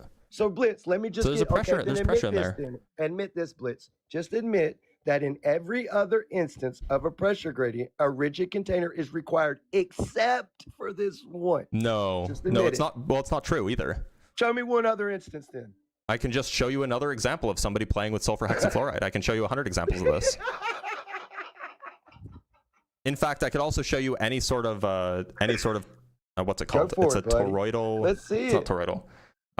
It's a type of plasma containment that's used in fusion generating plants. Guess what a vacuum is? A rigid container. Your example. I'm sorry. Wait a minute. A vacuum is a rigid container. A vacuum is a rigid container? Big fail. Wait, I'm sorry. A vacuum is a rigid container? Yeah. A vacuum is nothing. That's what a vacuum is. Guess what you're doing with your magnet example? You're putting it in a vacuum, which is a rigid container. A vacuum? You got any more? A vacuum's not a container at all. It's not rigid either. You got any more proofs? Do you know what a vacuum is? Can you show me a repeatable demonstration of a vacuum that doesn't require a rigid container? Yeah, sure. Okay, you won't think it's real though. Repeatable demonstrations is where the globe falls flat, buddy. I mean, you just have to go to space and you can see a vacuum. Repeatable demonstrations is where the globe falls I mean, flat. I showed you a repeatable demonstration and you don't like it. So now that you're saying, so you agree that there is one counterexample, right? Insults and ridicule. That's Do we agree that there's a counterexample, John? There's a counterexample for your universal claim? Let's hear it. The boat floating on the sulfur hexafluoride. Okay, you present an observation. Yeah. So that's a counterexample to your claim that all pressure gradients require. You presented an observation as a counter argument. Awesome. Yeah, an observation that is that contradicts the Sweet, general bro. claim that you made. Keep Yeah. going. Keep going. Don't let me interrupt you. I only need one counterexample to disprove a universal claim. You only need one counterexample. So you made an observation to disprove a universal fact. That Yeah, that's how you can do that. In all industry, math, and science. So John, rigid container is required for a pressure gradient. So John, if I made the claim, John, if I made the claim, all swans are white, and then you went and you showed me a single black swan, would that disprove my universal claim? Is this your counter argument? Stunned into to silence. All repeatable demonstrations requiring a pressure gradient require a rigid Stunned container? into silence. Your counter argument to this is broke him. Swans. I broke his brain. That should. Do you understand what I asked you? Yeah. That's very, very. So if I said that all swans are white, you got there. If I said all swans are white, your counter argument to observed reality is, John, if I said all swans are white and then you showed me a black swan, would that mean that my claim all swans are white is false? It's a really easy question, John. Is that really your fucking rebuttal? Are you incapable of answering the question, John? Because it sounds like you kind of are. So let's recap real quick, okay? I made the argument. No, let's not recap. You're dodging a question. Stop dodging. Demonstrations of a pressure John, gradient quit require dodging. a rigid container. Your counter arguments to John, quit dodging. you want to, and now I asked you a very simple question. Very simple question, John. If I said all swans are white and you showed me a black swan, would that mean that my universal statement is false? Right. So okay, great. Now so we agree. Okay, so we agree that universal pressure gradient that so doesn't we agree require, that universal statements can be disproved by a single counterexample. So show me the example of a pressure gradient that doesn't require a rigid container. I already showed it to you. The boat floating on the. You showed me a claim. I didn't show you a claim. I showed you a video. You showed me it's not a claim. It's a video. No, you made a claim that it can be true, and then you. No, I just showed you an example of it being true. And said, "See." Yeah, I just showed you an example of it being true. I didn't make it a claim. It's just an example. No, you said that a pressure gradient can form without a rigid container, and then you showed me a pressure gradient. No, I'm sorry. I didn't say that. And then you said, "See." I asked if you said that means that there must be a container on all sides of the thing. You said yes, and then I gave you a counterexample. Right, and you're using the pressure gradient observed in the atmosphere as proof of a pressure gradient that doesn't need a rigid container. That is a claim that you're presenting as I'm not making any claims. I'm just presenting an example of something that doesn't have a container on all sides and is clearly in a pressure gradient. The pressure gradient is there, correct? There is yes, pressure gradients are required for things to float. Yep. And my argument is all repeatable demonstrations of a pressure gradient require a rigid container. And where's the evidence for that claim? All lab settings, all industry, all math, all science. I just gave you one. This isn't a pressure container. That's how it goes. But I just showed you one that doesn't do that, so that disproves your claim. You're saying and I'm saying you got it wrong. It says it's not it's nuh-uh. You're presenting an observation of a pressure gradient. No, I'm sorry. I'm not making a positive claim. I'm not the one making a positive claim. I'm giving you a counterexample. I'm giving you a counterexample. I'm not giving you a positive claim. And then now you've digressed into some weird swan Do you not understand the relationship between the analogy I gave and what we're talking about? I grant that you might not be able to make that analogous connection, but then we're back to you actually producing evidence that a pressure gradient. So I showed you the black swan. Right. So show me the evidence that a pressure gradient can form without a rigid container. I'll show you again. You cannot do that. All you can do is deflect, Here we go. insult, and ridicule. There it is. You're presenting a pressure gradient. A pressure gradient without a container. See how there's no lid on the box? Gradient. See how there's no lid on the box? We observe a pressure gradient. Absolutely. We observe it. We agree. So absolutely, there's no lid on the box, right? So you have pressure without a container? Right. There is a pressure gradient observed in the atmosphere. That's a good point. There's a pressure gradient. observed in the atmosphere. Correct. Yes. Yeah. So can you prove that it's in a container? Well, absolutely, because every lab setting and recreation his conclusion and again. repeatable demonstration Not of a the pressure gradient conclusion require a again. rigid container. Not the if only I had considered that if I just believed his conclusion, then his conclusion would be true. So in if all only, industry and all lab settings and all repeatable demonstrations of a if pressure only gradient that I require knew a rigid that container, his conclusion was true. except for the atmosphere. That's your argument. Well, and I just showed you another one. You're making an observation and you're presented it as a claim. No, I'm sorry. You're making a claim, and I'm asking for the proof. No, you're denying reality. Do you have proof for the claim, or are you just using inductive You're literally reasoning? denying reality in front Are you of just using inductive 827 reasoning, people. or denying reality to fit your do you know what beliefs in inductive front of reasoning is 800 versus people? deductive reasoning? And now your only move left is to insult, like literally. No, this is a genuine question. Do It you know is- the difference? It is literally your only move next. John, do you know the difference between inductive and deductive reasoning? You can unmute now. Do you know the difference between those two? Can you admit that in all repeatable Have you answered a single demonstrations of question that I've pressure asked you? gradient, a rigid container is required? John, have you answered a except for single question? Actually, you know your- what? I'll have to go except back and for one re-listen to instance that this you presented. because I don't actually think that he's Which is answered the any claim questions I've itself. asked. Hey, John, what's 3 plus 8? So now your counter argument. He can't is- even is ask. just He can't even digress answer that into a question. You can't address the argument whatsoever because you know that all repeatable demonstrations of a pressure gradient Bro is require a so rigid bad container. faith. So your only move next is to deflect, insult, ridicule, come up with anything you're but to ridiculing counter yourself. the argument. I mean, you're ridiculing yourself. Like, you failed to answer a single question that I've asked you. Straight up, Like, I've given like, you at the good this faith. point- I've at given this you the point, good you're faith either gonna- understanding you're of either keeping gonna you up mute here me- with you the can't address expectation the that you want to argument have an actual whatsoever. conversation. But it doesn't can't seem like address you're the actually argument. interested in having an actual conversation. Is that correct? That you're not So- interested in actually answering so any your single next- questions? By the way, my your mic next is way move- louder than yours, so nobody can hear you when I'm talking. Because your only move is to do this. You can't address the argument. Why can't you? whatsoever. I'm just looking for the evidence, my guy. I just want the evidence, the argument. I just want something that makes this universal claim reasonable to agree Well, with. you're denying reality. You can keep you're saying that. denying What's the argument? What's the evidence, my guy? Like every repeatable demonstration of a pressure gradient requiring a rigid container. Prove that that's true for all of them.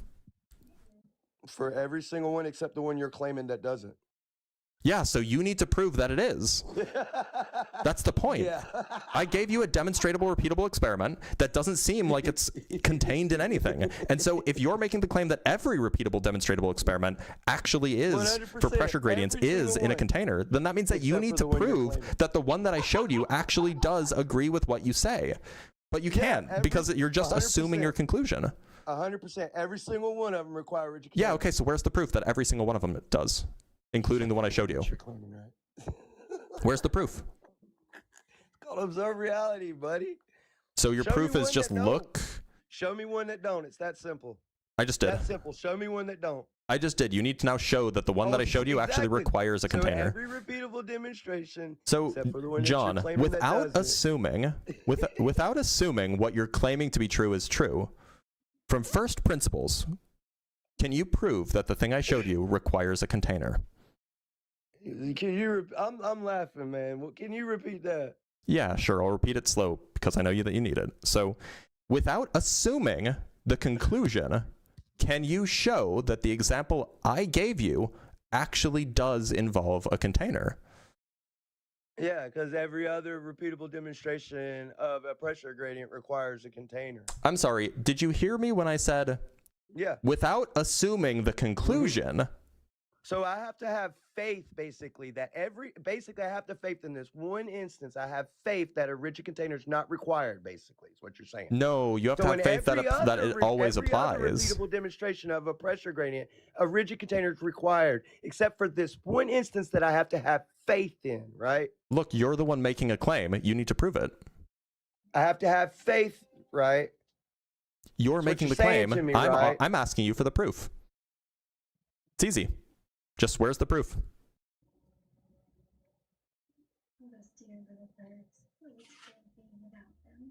So this is just putting it out there. It's a faith, right? No, it's not a faith. I'm just asking you for the proof that this particular demonstration involves a rigid container. Where's the proof?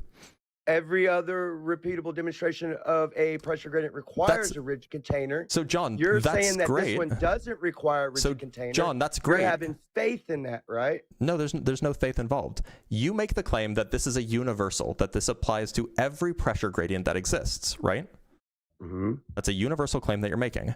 Now, what you can do is you can say many. Please, John. John, I'm trying to be super good faith here. John, please. John, please. Okay, I have to mute you. Now, you can absolutely say that many examples of when we produce pressure gradients, are demonstrably requiring a container, right? Like, absolutely, that's a thing. However, if you want to make the claim that every single one of them does, then you need to prove without assuming. You need to prove without assuming. You cannot present you need to prove. I'm muting you again. You need to prove without assuming that your conclusion is true, that the thing that I showed you does require a container. Otherwise, you're just assuming the thing that you want to prove. You're just having faith. What you're suggesting contradicts observed reality. That's crazy, the claim. Bro. That's the claim. You have to prove that. What you're suggesting counters observed reality. What's the proof? Because it looks like we have observed reality right here, contradicting the claim that you're making. That's the proof, my guy. I mean, look, so unless you can demonstrate that the example I gave you absolutely requires a container, without assuming that everything requires a container. You gave me a claim. John, if I told you, you believe the claim so with John, faith, John, you if have I told faith in the you, claim.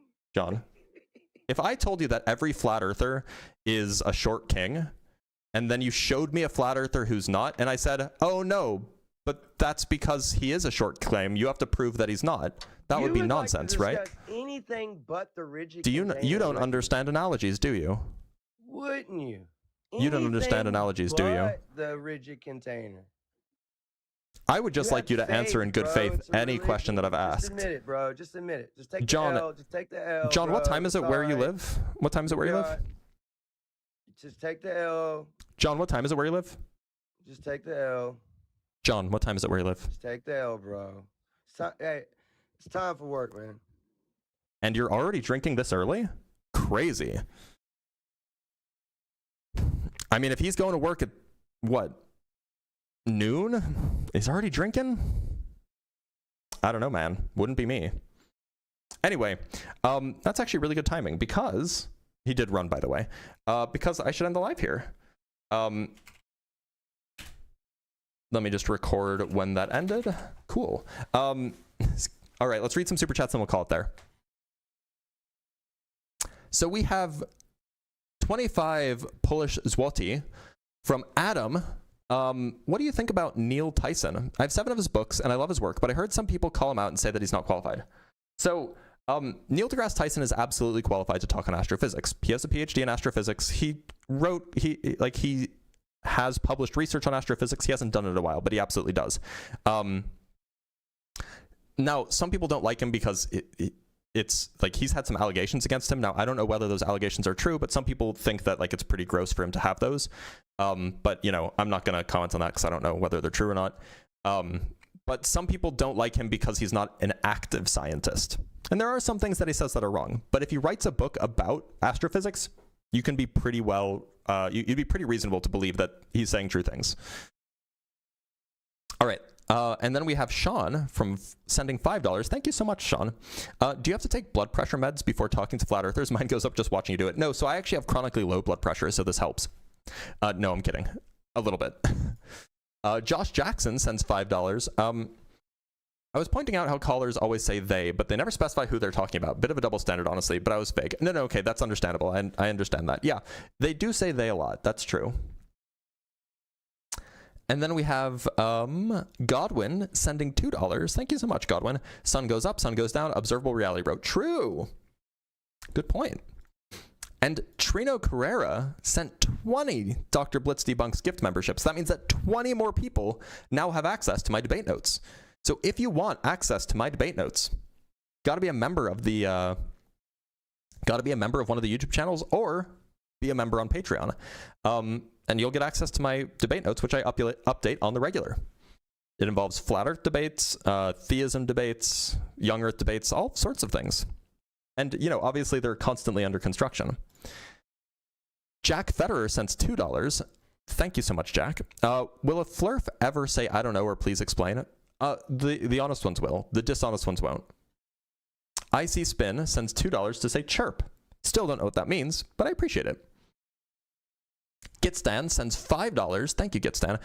Caller brings up pressure gradient, yet doesn't understand what that means in any context or give any examples while saying it needs a container. Yeah, basically. So what happened in that conversation is that he has this claim that every pressure gradient requires a container. So that means that any example I give him, he must be able to demonstrate without assuming that every pressure gradient requires a container, that the example I gave him indeed does require a container. He would have to prove that without assuming the thing that he's trying to prove is true.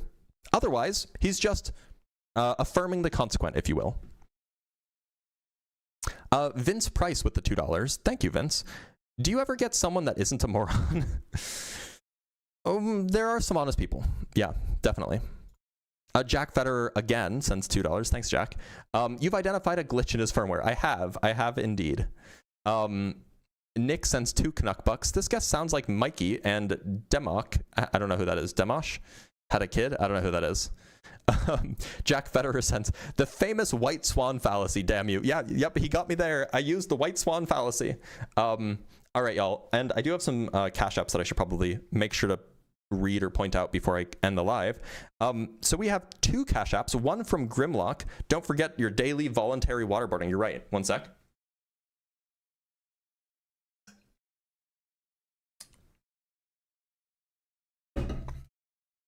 And then Shay sent $10 for complimenting without requesting to join, a how-to. Yeah, so this was from a while ago. Somebody came up because they wanted to compliment me. There's a way to do that.